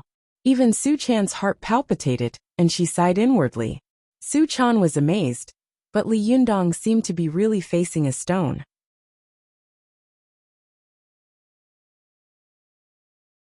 He quickly reached out, picked up the towel, and then quickly swept it over Zhou Qin's body. At this time, Li Yundong's whole body and mind were devoted to expanding Zhou Qin's meridians. In his eyes, he could only see the flow of qi inside the human body, but he couldn't see the beauty of the human body. After wiping the sweat off Zhou Qin's back, he threw the towel out the door and said neatly, "Change." Ziyuan caught the towel at the door, but she felt that it was heavy and full of sweat. She was shocked and thought to herself, Li Yundong's priorities just now were simply wonderful. Not only did he wipe the sweat off Zhou Qin's back, but he also didn't disturb her. He really has the agility and elegance of a swallow cutting the water. Amazing, really amazing. No wonder he was able to use the Lioha sword to transmit the heavenly thunder the moment it struck down, and accurately hit the fairy tide rope. Last time, I thought it was a fluke, but now it seems that Li Yundong's control of strength has reached an amazing level. Thinking of this, Ziyuan couldn't help looking at Li Yundong with respect and admiration. She turned around and wanted to go to the bathroom to wash and change the towel, but she saw that at this time, the other people of the Fox Zen School and Ruan Hongling had all come downstairs. They all looked at her eagerly, as if they wanted to know what had happened upstairs. Ziyuan whispered to the crowd, "Li Yundong is expanding Zhou Qin's meridians. Don't talk loudly, lest you disturb him." Only then did everyone understand. They whispered to each other. Ruan Hongling winked at Ziyuan and whispered, "Sister Ziyuan, where did you go last night? I went to your room to look for you, but you weren't there." Ziyuan looked around and saw the 3 Sherbois of the Fox Zen School standing with the little foxes. They all looked up at Li Yundong's room with worried and nervous eyes. She whispered to Ruan Hongling, "I'll tell you about it later. It's not convenient now." Ruan Hongling nodded in understanding. She asked again, "Then I'll go to Li Yundong's room and take a look. I won't say anything. Is that okay?" Ziyuan nodded and whispered, "Be careful. Li Yundong is fine, but Zhou Qin must not be disturbed. Otherwise all our efforts will be in vain." Ruan Hongling made a gesture to Ziyuan to show that she understood. She went upstairs quietly and came to the door to take a look inside. She saw that Su-chan had simply helped Zhou Qin take off her pajamas, while she stood to the side and was responsible for holding the towel for Li Yundong. Li Yundong was still staring at the pulse of Zhou Qin's neck.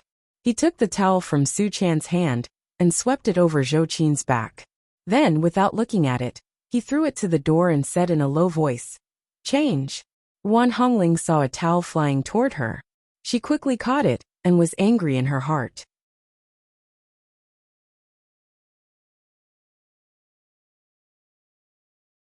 This guy usually doesn't get along with me, but I didn't expect him to order me around like a maid. I'm so angry. But she also knew that this was not the time to lose her temper. She snorted in her heart, turned around, and wanted to go downstairs. Just as Ruan Hongling was about to leave, she suddenly found a faint medicinal fragrance coming from the towel. At this time, Zhou Qin's body suddenly began to bloom with a burst of 5-colored brilliance. Ruan Hongling was shocked and blurted out, "Jindan fusing the body? This is Renyuan Jindan?" Her exclamation caused a commotion among the people of the Fox Zen School downstairs. The big and small foxes were all stunned, especially the little foxes, who said one after another, "Renyuan Jindan? Who's taking the Renyuan Jindan up there? Is it the leader? What does Renyuan Jindan look like? Let's go and have a look. I'll make a small advertisement and warmly recommend Meng Po's Red Book. Wrong Love, Evil President. Everyone is welcome to take a look. You're tuning in to the Li Mei's Sword of Destiny YouTube channel. We're so grateful for your support, and don't forget to subscribe to join us on this incredible journey through captivating stories. Your generosity through donations truly makes a world of difference, as it's the primary source of revenue that allows me to expand and enhance this channel for you. Thank you from the bottom of my heart for being a part of this adventure.